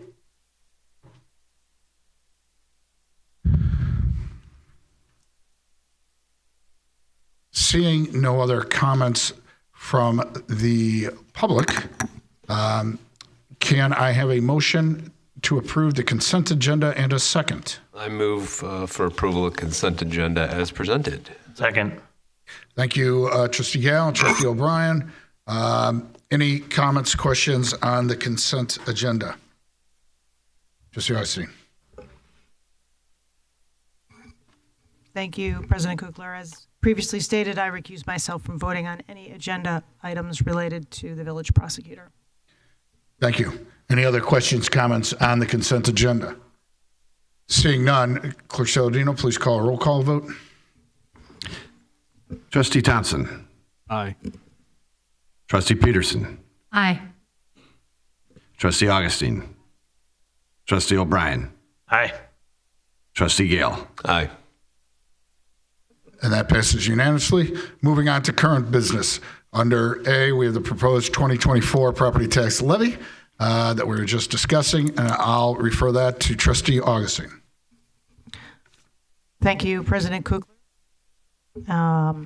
Thank you, Mr. Foreman, for your assistance on all of this and your helpful information. Tax levy time of discussion, time of year. The village is something called, the village of LaGrange is called a non-home rule form of government. And one of the things that happens because of that category is that we cannot raise our taxes in any significant way without a referendum. So when we need a large amount of money beyond what we can budget for, we would have to go out to referendum. Larger towns, home rule towns, are able to do that. So our dollars come from really three places. They come from property tax levy that we're talking about tonight. They come from tax revenue from our businesses, and they come from our county taxes. Tonight, regarding our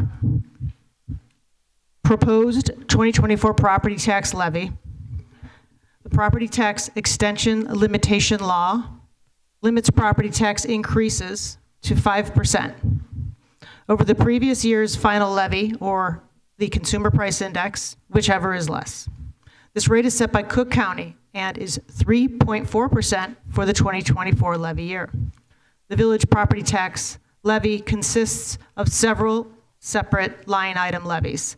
This includes the police and fire pension levies, which reflect the current recommended contributions based on recent actuarial valuations completed by Lauterbach and Amen. And we heard about that earlier today.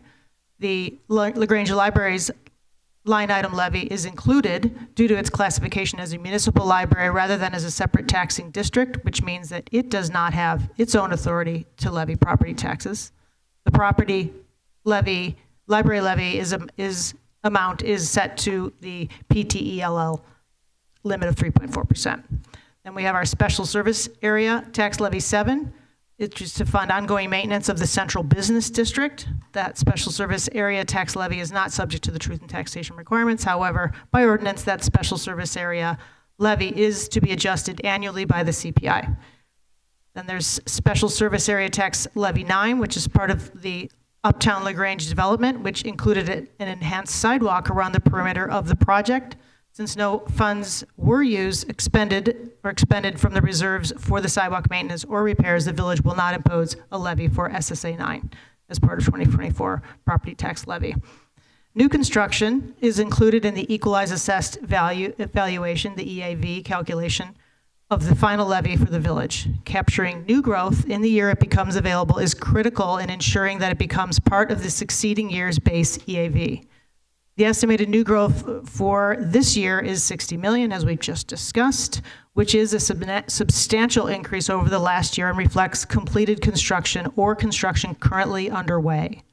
Including new growth in the EAV serves to more broadly spread the property tax burden. As an estimate, the property tax levy can be automatically lowered by Cook County should the value of the new growth fall below the estimated amount. The total increase in the levy for the general fund is $301,330, with 84.21% of that amount, or $253,759, allocated to our pension funds.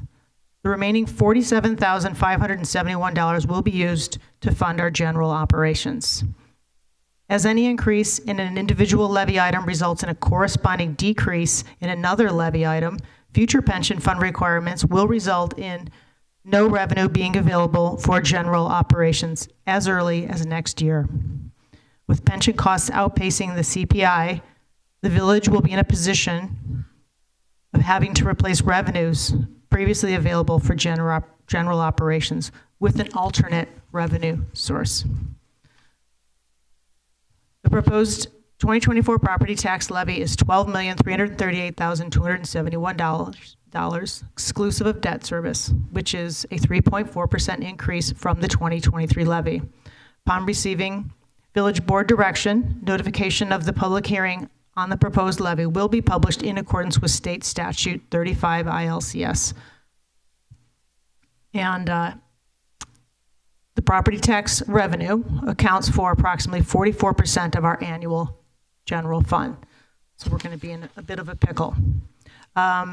Staff is requesting the village board, staff requests village board direction regarding the proposed estimated 2024 tax levy of $12,338,271, which is, again, exclusive of debt. I guess at this point, I'll motion to approve or open discussion or approve the levy. Second. Thank you, Trustee Augustine and Trustee Gale, for moving that and seconding it. Any discussion regarding the levy? Seeing none, I'd ask for a roll call vote. Trustee Peterson. Aye. Trustee O'Brien. Aye. Trustee Thompson. Aye. Trustee Gale. Aye. Trustee Augustine. Aye.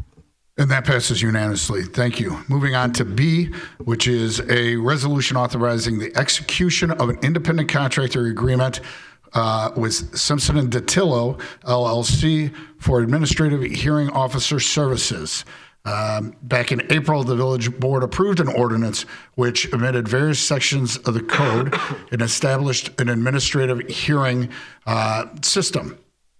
Through an intergovernmental agreement with Grange Park, we share the administrative hearing system. And it's mainly to address parking citations, quasi-criminal violations, and other village code violations, building code violations, and things of that sort. So I do want to emphasize that this is a great thing of showing our villages working together in an effort to try to get the most efficient operation for our residents. So we worked with Grange Park. Now, in July 2024, the villages issued a request for proposal to identify a qualified attorney with relevant administrative hearing experience for this role. 8 proposals were received by the September 16th deadline. They all were very, very qualified and impressive. We were able to, we being the village of LaGrange and the village of LaGrange Park, to narrow down to 3 firms for interviews. John Simpson of Simpson and Datillo was selected after the interview process based on his qualifications, experience, and unique background serving as a current hearing officer for the village of Hillside, as well as a village prosecutor for Willow Springs. As a founding partner of Simpson and Datillo, Mr. Simpson has extensive experience in administrative law, land use, real estate, and local prosecution, has practiced in multiple Illinois counties, and additionally, Dan Christus, an attorney with Simpson and Datillo, will serve as his backup when needed. The independent contractor agreement outlines the scope of the engagement, with Mr. Simpson serving as the administrative hearing officer for both villages' shared adjudication court. The agreement has an initial term of 2 years with options for annual review by mutual agreement. Either party may terminate the agreement with 60 days' notice, and the agreement includes mutual indemnification to protect each village from claims related to adjudication activities. The funds exist to pay for this, and at this time, I would be asking for a motion to approve John Simpson, or to enter into an independent contractor agreement with Simpson and Datillo to have John Simpson and his coworker act as administrative hearing officers. So moved. Second. Thank you, Trustee Gale, Trustee Thompson, for moving and seconding that. Any discussion regarding the contract for independent contractor as our administrative adjudicator? Trustee Gale. I'm just curious when they will start once we. Do we have a start date, a hope start date? I know it's coming up. Currently, our schedule is to have a run-through by the end of the year, and then we're looking at the beginning of next year to initiate the hearings. Great. Thank you, Trustee Gale and Manager Knight. Any other questions, comments regarding this? If not, I would entertain, did I already entertain? A motion in a second? We already moved. Thank you. I appreciate the help. And I would ask Clerk Saladino for a roll call vote. Trustee Augustine. Aye. Trustee O'Brien. Aye. Trustee Peterson. Aye. Trustee Thompson. Aye. Trustee Gale. Aye.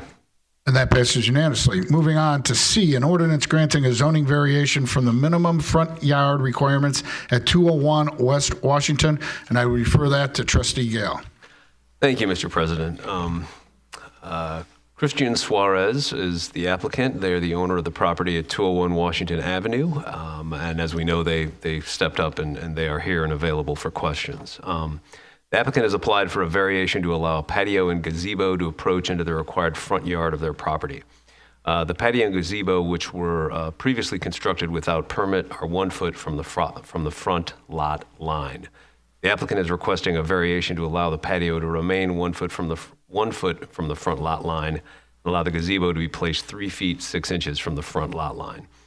On August 28, 2024, the ZBA opened the public hearing on the application. The applicant presented the initial request, which was to allow both the gazebo and patio to remain as is 1 foot from that front lot line.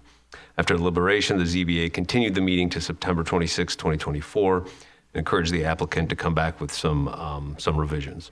In September, the applicant presented 2 alternative requests for relief. The first matches the proposal presented tonight, requesting to move the gazebo 3 feet 6 inches from the front lot line. The second requested to move the existing gazebo next to the front of the home, resulting in a 13 feet 6 inch setback to the front lot line. Both requests proposed leaving the patio 1 foot from the front lot line. The ZBA did not come to a consensus on if the application met the conditions for approval of a variation.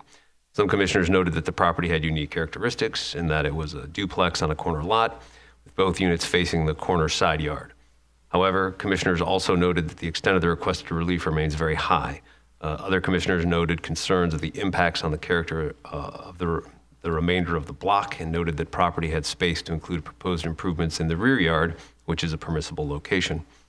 After extensive deliberation, a motion was made to recommend approval to allow the proposed gazebo and patio with the condition that both improvements be 3 feet 6 inches from the front lot line and that the existing landscape and screening remain. The ZBA voted 3-2 in support of the motion. However, because it failed to receive a positive vote of 4 members of the ZBA, that officially fails. So then the commissioners then discussed the possibility of an alternative motion, but no other motion was ultimately made. Staff and the village attorney have prepared the attached proposed ordinance granting a zoning variation from the required front yard to allow for a gazebo and patio at the 201 Washington Avenue. As the applicant failed to receive a positive recommendation, the favorable vote of 2/3, so 4 of all the trustees, is required for approval. The village board may vote on the proposed ordinance as presented or may remand the matter back to the ZBA for further consideration. So I move for a vote on the proposed ordinance as presented. Second.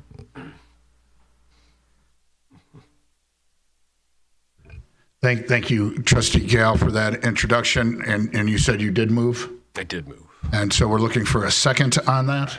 Second. Thank you, Trustee O'Brien. I appreciate that. Any discussion on that? Trustee Gale. Thank you, Mr. President. Happy to start the discussion regarding this. First off, I certainly, not the first time we've had a variation with respect to side lots. This is always problematic. Residents get confused. What's the front? What's the side?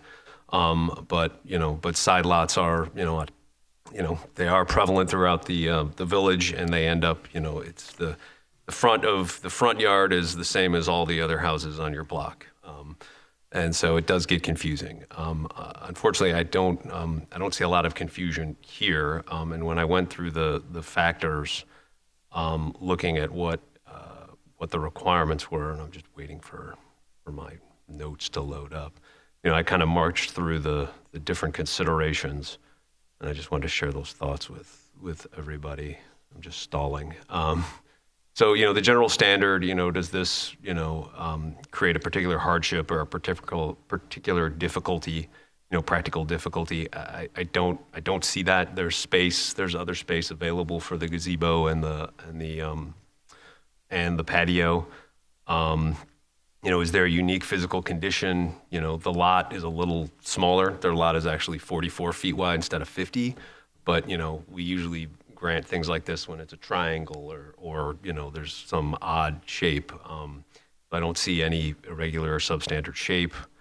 Then there's, carrying out the strict letter of the provision.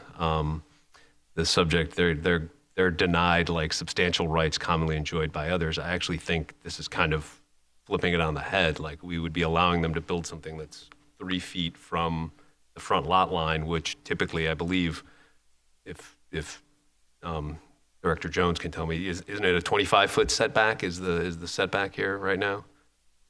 That's right. So I mean, we're going from a 25-foot setback to 3 foot 6 inches. And it would give them a special privilege that others on that block and other parts of the community don't have.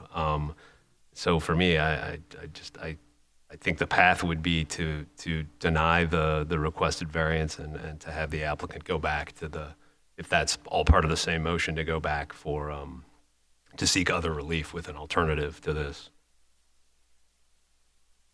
What's the setback for a side yard? For a corner side yard, or? Yeah. Well, is this a corner side yard? So the structure is in the front yard. The corner side yard faces. Well, but the door. I think I'm looking at a picture, and kind of the door faces what street? The door faces Lincoln on the north. And the gazebo's. And the gazebo is in the front yard. Which faces what street? Washington. Mm-hmm. So the way that the zoning code is written, on a corner lot, there's 2 frontages that face a public street, right? The shorter of the 2 is the front lot line. Okay. And that normal setback's 25 feet for a front yard on a corner lot? In the R6 district, I believe it is. I'm pulling it up right now. Thanks. In any district, it's the minimum is 25 feet, and then it gets higher from there. But and then, in the R6, that's correct. What about a corner side yard? 17 feet. Okay. Thank you. Mm-hmm. Any other comments, Trustee Gale? All right. After Trustee Gale's comments, Trustee Augustine. With these microphones. Okay, maybe just mine. Thank you. I looked at this this issue here, and I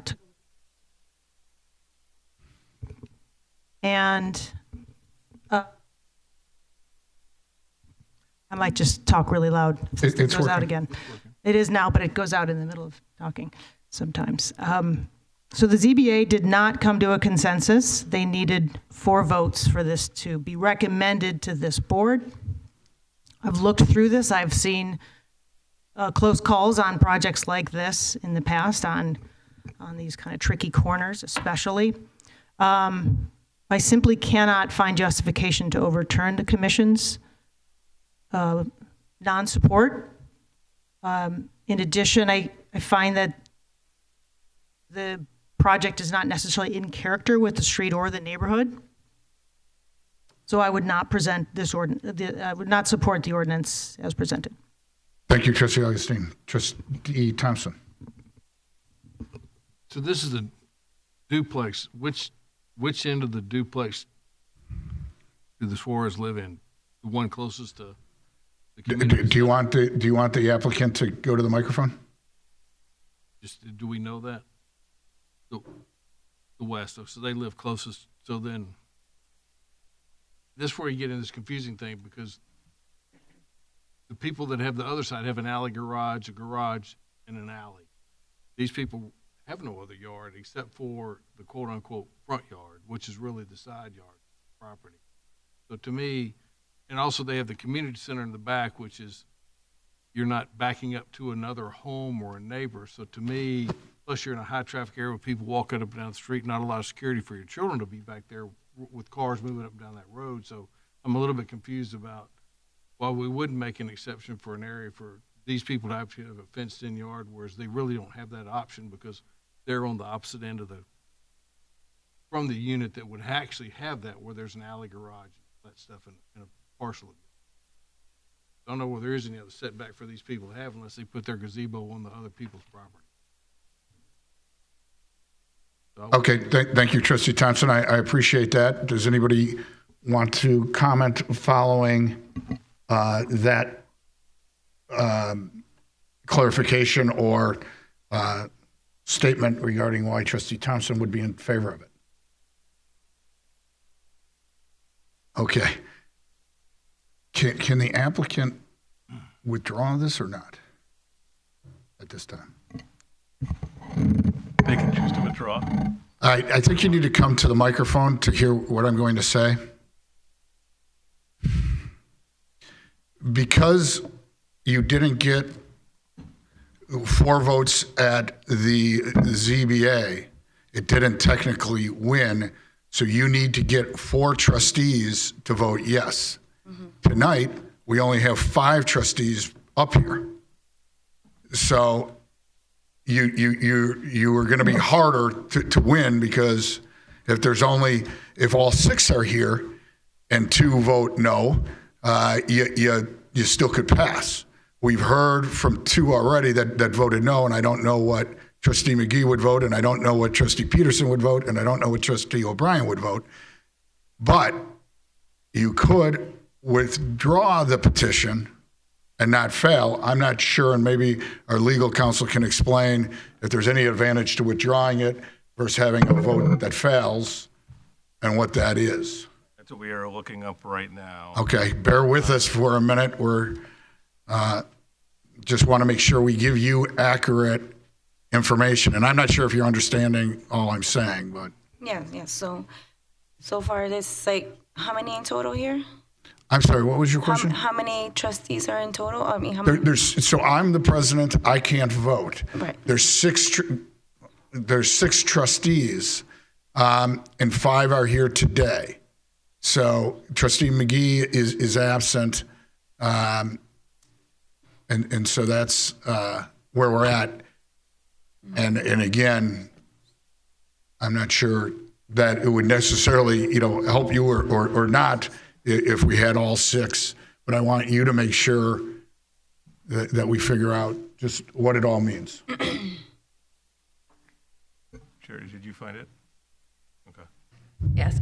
So per section 14102 of our zoning code, if an application is finally denied on its merits, a second application seeking essentially the same relief may not be brought unless there is substantial new evidence available or mistake of law or fact significantly affecting the prior denial. So if the applicant withdrew their application, they would be able to submit a revised application if they so chose at a later date. If they are denied their application, then second applications without new grounds are barred per our code. Mm-hmm.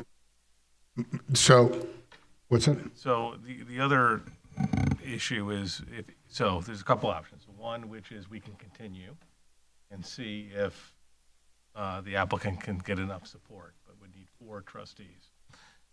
If it is withdrawn, the applicant can reapply, but it would still have to go back through the public hearing process in the ZBA and go back through that process. So it would not be able to be advanced right to this board again without going back through the process. Has this already been constructed? Yes. So it's existing. The pictures we're seeing are the current pictures. Okay. So your option, we'll only continue it if you were to request that we continue it.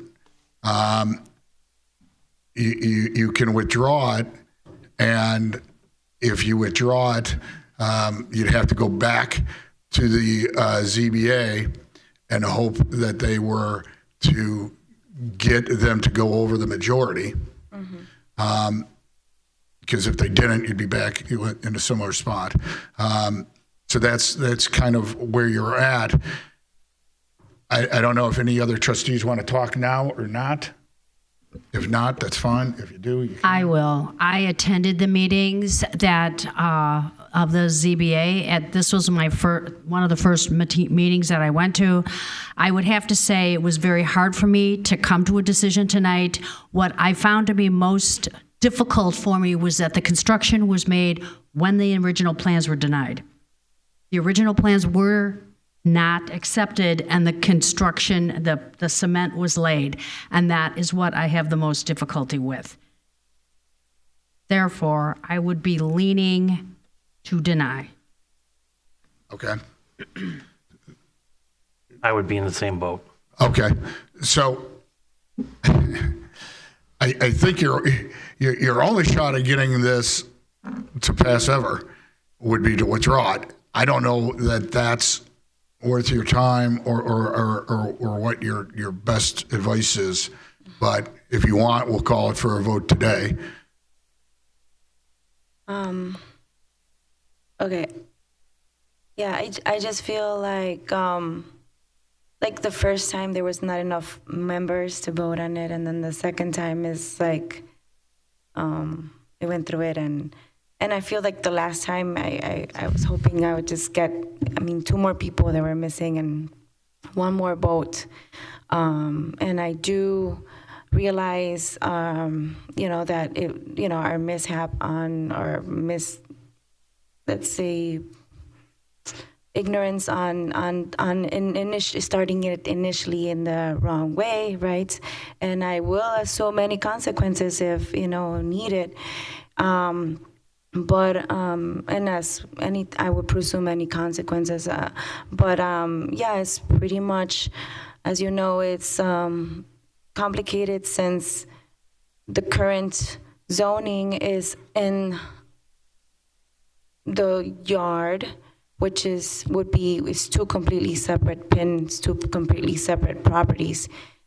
So I wouldn't be able to do anything in the neighbor's yard, and they have their kids, and so that's why I wanted to do this zoning variation relief, to try to do something that, since it's also considered technically a front yard, but the door, as you say, is a little confusing. It's on the side. So that's what I was hoping, relief for this variation in this unique situation for this duplex in this R6 unit area. So that's why I went through this whole thing and hoping to have some relief or significant relief. I know it's, I can't undo what's done, but I'm trying to make amends and going to the process to be here before you. All right, let me ask Charity, they would still need a variance even if the side and front yard were switched, correct? Correct. We don't allow those kinds of structures within a foot of the front or corner side lot line. So the front door, because I was going to ask next, is when we measured, since it was a duplex, did we only measure half? No, so it's 1 lot under single ownership. They may rent the other half, but legally it is 1 lot per the plat of survey. Okay, those are all good things. So we're kind of at the end here. You have to decide whether you want us to vote on it or if you want to withdraw. And my option to withdraw is to do it all over again, and then the option to vote on it is I will definitely completely not being able to redo this whole thing. And if you lose, and it looks like you're going to lose, you wouldn't be able to do it. It'd have to be removed.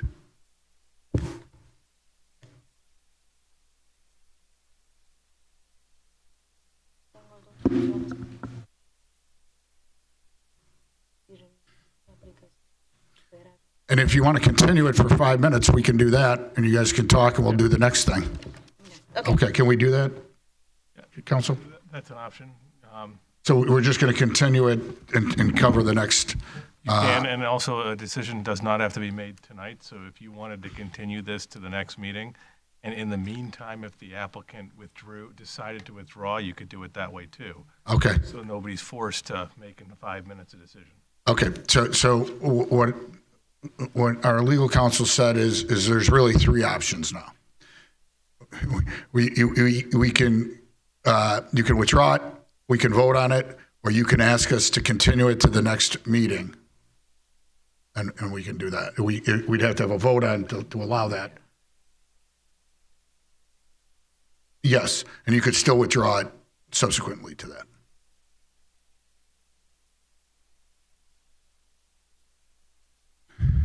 May I continue to the next meeting and see if that's Do we need a vote on that? Yeah, so we would need a motion, a second, and a vote to continue to the next meeting. A motion to vote this, to allow this to take place as a vote at the next meeting. Second. Thank you, Trustee Augustine. Trustee Gale, do we need a roll call on that? No, just a voice vote. All in favor, please say aye. Aye. Aye. Aye. Aye. Any opposed? Okay, it passes unanimously to continue it until our December 9th meeting, the second Monday in December. With that, we are on D, a resolution authorizing a purchase order of audio and visual production equipment for the auditorium system upgrades, and that will go to Trustee Augustine. Thank you. Is this thing on? Oh, you all right? We're good? You think we should do this? Thank you. Yeah, it's a good night to be discussing this because you did see our AV system in action. You might not have been able to discern the images on the wall. It's not ideal for that. My microphone does cut in and out, and so far so good at this moment. It's been probably, and I meant to ask you this, Jack, probably 20 years since we've changed anything about this system. These mics, do you have any idea how old this system is now? Not precisely. I do know the microphones are relatively new, Mics but there will themselves? be some upgrades regarding the mounts that will solve the button issue. That would be so great. That's why I'm in favor of it. So this building that we're in right now, this village hall, the Grange Village Hall, well, it was designed in the 1900s, and it was designed for the township of Lyons. It was the town hall for Lyons Township. The village had some offices in there. We had a small office, I think, mostly in the basement, and then we had offices above the fire department scattered around town. And when the village of Lyons moved their township headquarters outside of town, we were able to purchase this building, and now it is all the village of LaGrange Village Hall. But it's a very old building, again, 1900 when it was constructed. And you can see in this room, we've got a stage behind us. This was an event space. There were graduations and parties and festive goings on in this room for that entire period of time, and I assume some board meetings. So we have been using this hall very well. We don't really use the stage anymore. We don't use the beautiful stairs up there. I think these are for code issues and safety. But it's a great room, but it was not built with AV in mind, so we've been adapting that as we go. We obviously have been filming these meetings for any number of years, so there's not only does this microphone help you hear us, but it helps it goes into the camera feed, and it's allows the viewers at home to hear us, see us. So there's a bunch of cables around, intermittent sound, and it's time for an upgrade. Those of us who are familiar with it are pretty supportive of it, I would imagine. And so with that said, modern meetings often require the projection that we saw here tonight. Not ideal. It's our makeshift way of doing things. We've brought screens in that we've put up. Not much better. So I'll explain a little bit more about what we're going to be doing throughout a little bit more detail, and then maybe Jack can explain if we need that. As our frequent attendees may recall, an upgrade of the AV audiovisual equipment in the auditorium was included in this year's budget. Objectives for the project include improving the display of presentations made before the village board and other meeting groups, which includes displays at the dais, as well as for meeting attendees, cameras to better capture meeting proceedings, as well as related video capture and production hardware and software. To develop a system design best suited for the auditorium, which takes us into account historical aspects of the room, the village engaged consultant from Suncom.tv. Suncom.tv developed a comprehensive AV system that includes 4 4K cameras with pan, tilt, zoom capabilities, vMix software, which is a live video production and live streaming software package. The vMix software allows for the creation, mixing, recording, and live streaming of professional live productions on a Windows PC using independent hardware, which will provide the village with a complete, flexible workflow for all meetings and events. The microphone system in the boardroom will also be improved with 2 new wireless microphones for our staff desks. So we saw those not working so well also tonight. The existing audio system and digital signal processor will be used for integration with the vMix system. 2 rolling carts with 98-inch displays will be used for audience presentation, and 6 24-inch screens will be installed on the dais so board members can see the presentations. Rolling carts were selected as a better alternative to wall mounting displays, which also serves to maintain the architectural integrity of the room. A USB interface will be installed to facilitate remote attendance through a village laptop for video conferencing integration, allowing for video to be sent back to the remote attendee.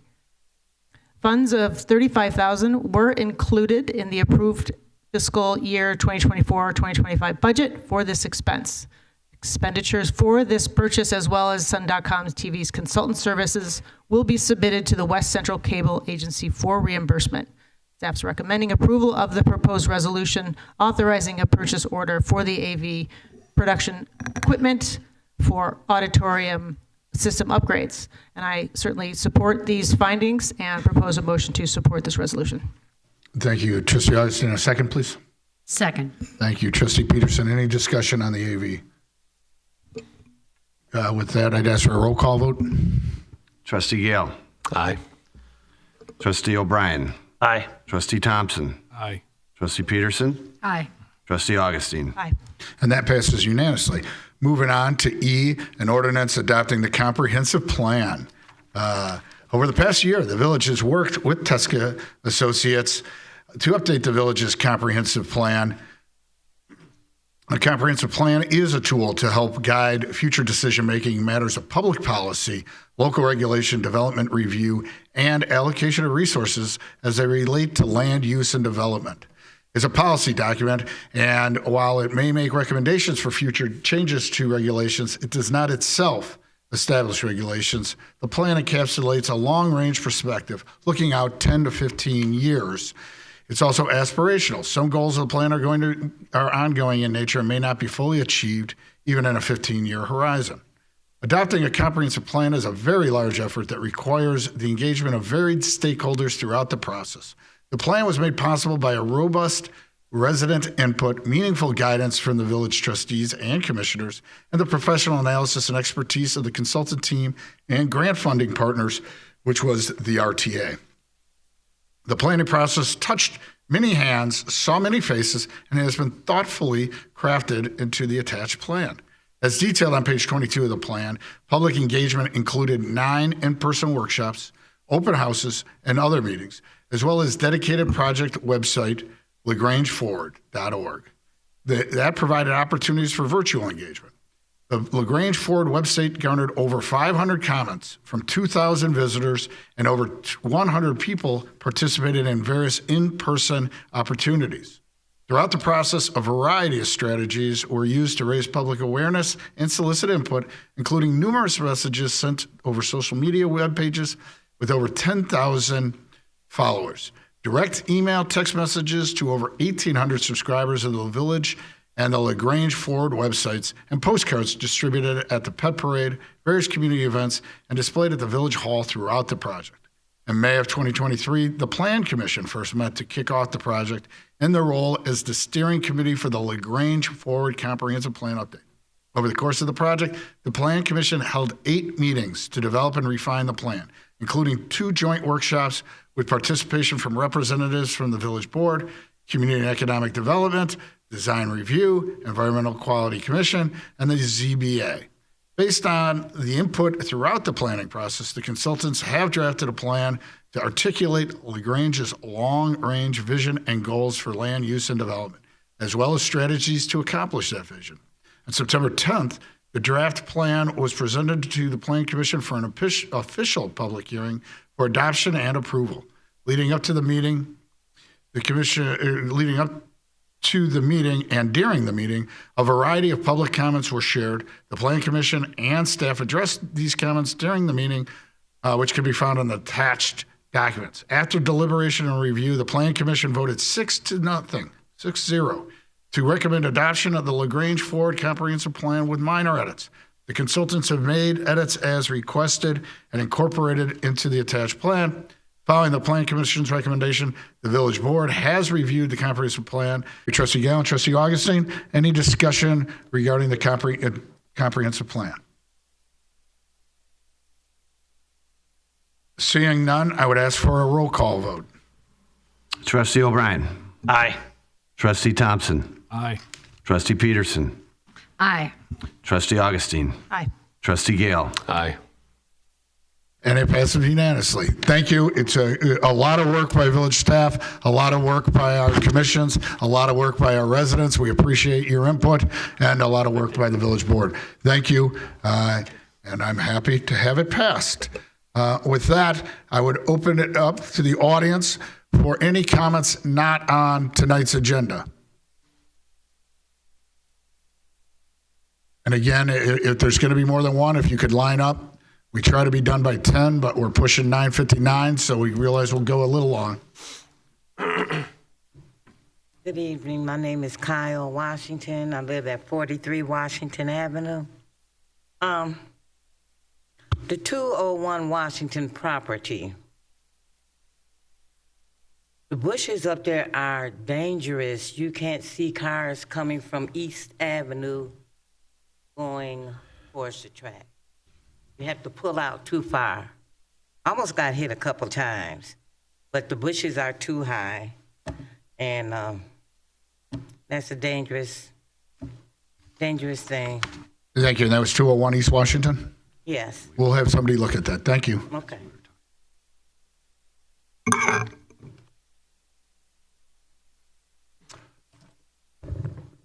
Once again, earlier this week, I sent an email to all the board members, the police chief, to Rick Colby. I got a response from about 5, and I don't know if the rest of you got it or not. And I'm not very tech savvy, so I'm taking a guess that you didn't get it. But here's what I'm going to do. I'm going to read it for you. Tuesday, I met with Ken Woe, and a project manager from the 47th and East Avenue Improvement Project. We discussed major traffic grid issues of the Sedgwick Park neighborhood. We stood at my residence and observed firsthand boots on the ground. What the issue at hand is, drivers have reading interpretation deficiencies on what highway signs and what drivers should do. Consequently, traffic in our neighborhood is overloaded at 49th Street, 10th, 9th, and 8th Avenue with automobile, quarry dump trucks, semi FedEx trucks, ATD tire trucks, Colony delivery trucks, all from the McCook Industrial Complex. I find our police solution to this problem is a challenging project and presently not working very well. To be perfectly honest, it shouldn't be something that the police should not even have to deal with on a 24/7 schedule. I'm sure their whole dance card is full of residential concerns on a daily basis. Discussing this matter in full with Ken, the real solution is to close Plainfield Road. Ken said the state was reluctant to do this because they thought that would cause the residents living on East Avenue between Plainfield and 49th Street trouble. I have spoken with many of our neighbors on the street, and all are in agreement it would be better for the residents of East Avenue and the East Quadrant for the northbound traffic to be closed at Plainfield. I shouldn't have to remind all the people reading this note of all the importance of what is at risk of the constant automobile and commercial truck traffic running trucks through the neighborhood at all hours of the day and night. Ask residents on 10th Avenue, and I'm sure they hear the large trucks going through the gears. I see them at 4 a.m. on my security camera. I have a call in to the chief of police to discuss my concern. I haven't heard back yet. What I want to convey with him, the residents on East Avenue do not have a problem with northbound closure of East Avenue. We all know how to go around the block and get to our residences from southbound East Avenue. If Chief Griffin or any other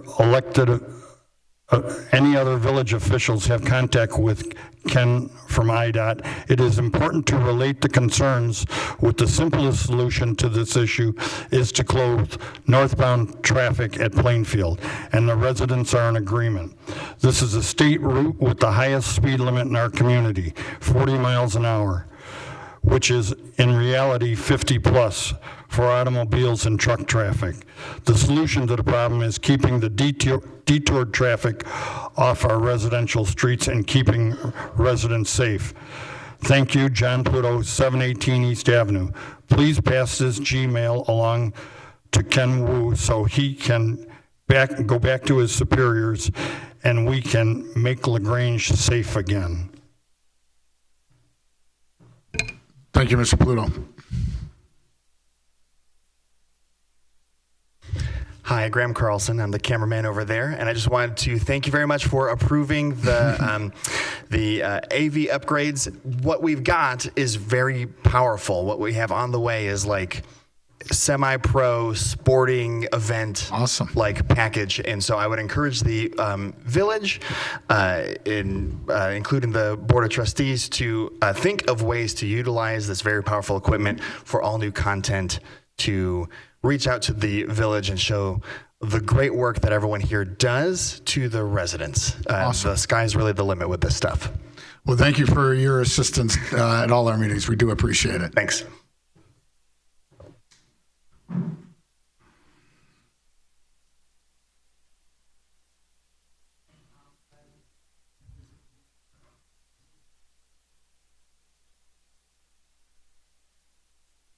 Did you approve the 2024 levy, or did you approve a public hearing for the levy?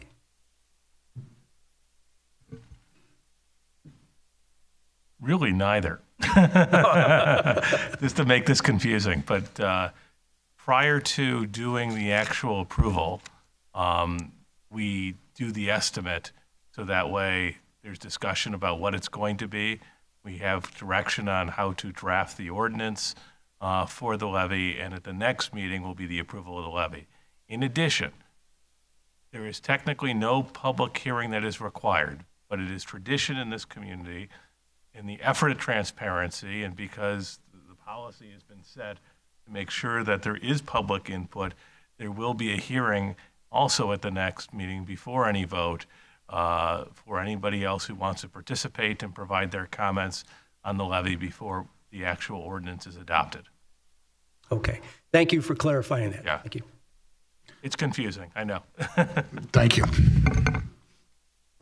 Again, Dr. Boyd, 234 Sawyer. Of course, we do want to thank the board for hearing our concerns in terms of the R6, but I do want to ask a question. I know this is after the fact, but just as you heard the decision about the variance, what is to stop someone desiring to put a 3-unit again in that community using their rights of a variance?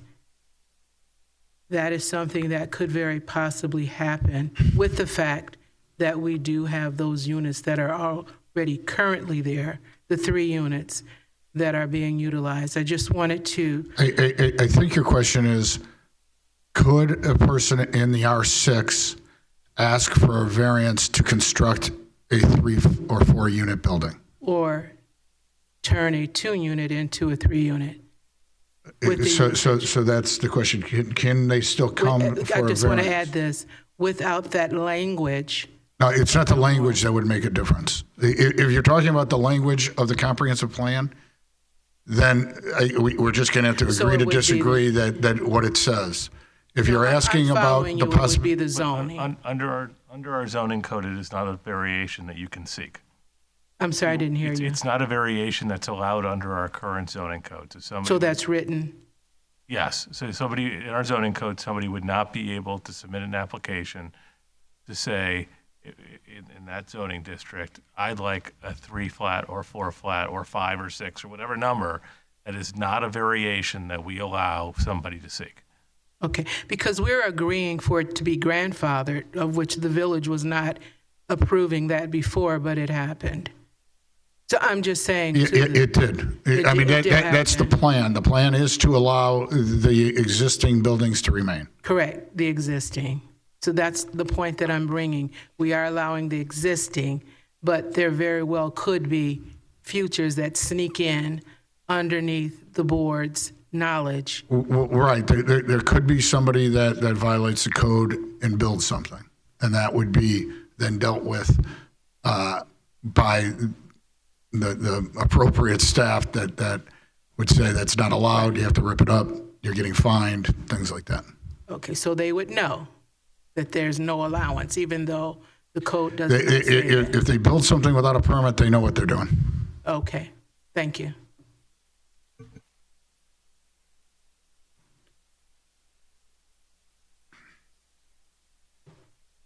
I just want to read an article from Wednesday, June 3rd, 2009. And it's from the Suburban Life. And this is what I want you all to think about. State investigators still are gathering evidence to determine what led to the death of countryside resident Carrie Cook after she was struck by a car as she crossed 4 lanes of 47th Street in Grange with her 2 young children, May 19th. The Illinois State Police Accident Reconstruction Team and the Cook County State's Attorney's Office are assisting with investigation. No charges have been filed to date. Let's hope that this doesn't happen in our neighborhood with our detour route of East Avenue. Those people aren't used to it.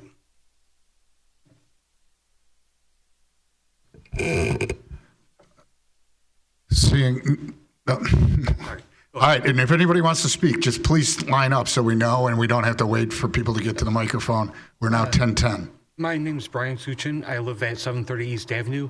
And I just wanted to bring up the attention that with the closure, I've noticed on multiple occasions that there's a sleeper semi and either a 28-foot trailer or up to a 53-footer going up to the do not enter and backing up all the way to Plainfield Road just to make a detour. And if they could, whoever get with the companies to detour them in the correct path so there could be no potential accidents, fatalities, and chaos. And that's all I have to say at this moment. Thank you for coming out tonight. We'll continue to push IDOT for road closures and signage and anything that we can get to eliminate or at least minimize the cut-through traffic, especially the trucks. And we'll continue with enforcement, which seems to be the best message, especially with the trucks. With that, I would open it up for trustee comments. Any trustee comments? Trustee Augustine. Microphone. Okay. Thank you. There it is. Well, I meant to say earlier, that's just for the record, that Library Commissioner Becky Sprafford was here. She had to leave early. She was supportive of the percentage, and I wanted to get that into the record. Secondly, Graham, thanks for your input. I'm a big fan of the possibilities within the software as well as a producer. Maybe we can talk later and talk Jack into some, zhuzhing it up a little bit. And then lastly, I just wanted to again say, Rick, you will be missed. I'm very sorry to see you go. I understand why, and I support you. You've done so many things, and it's been discussed here tonight, so you'll be missed, but we're going to see you around town. We'll bump into you, I'm sure, you and your big family. One thing, though, and I can't remember, and pardon me if it was mentioned in the list of wonderful things that you've been doing here, but just a little thing that is a big thing, actually, is the historic district sign on LaGrange Road up here outside the library is beautiful.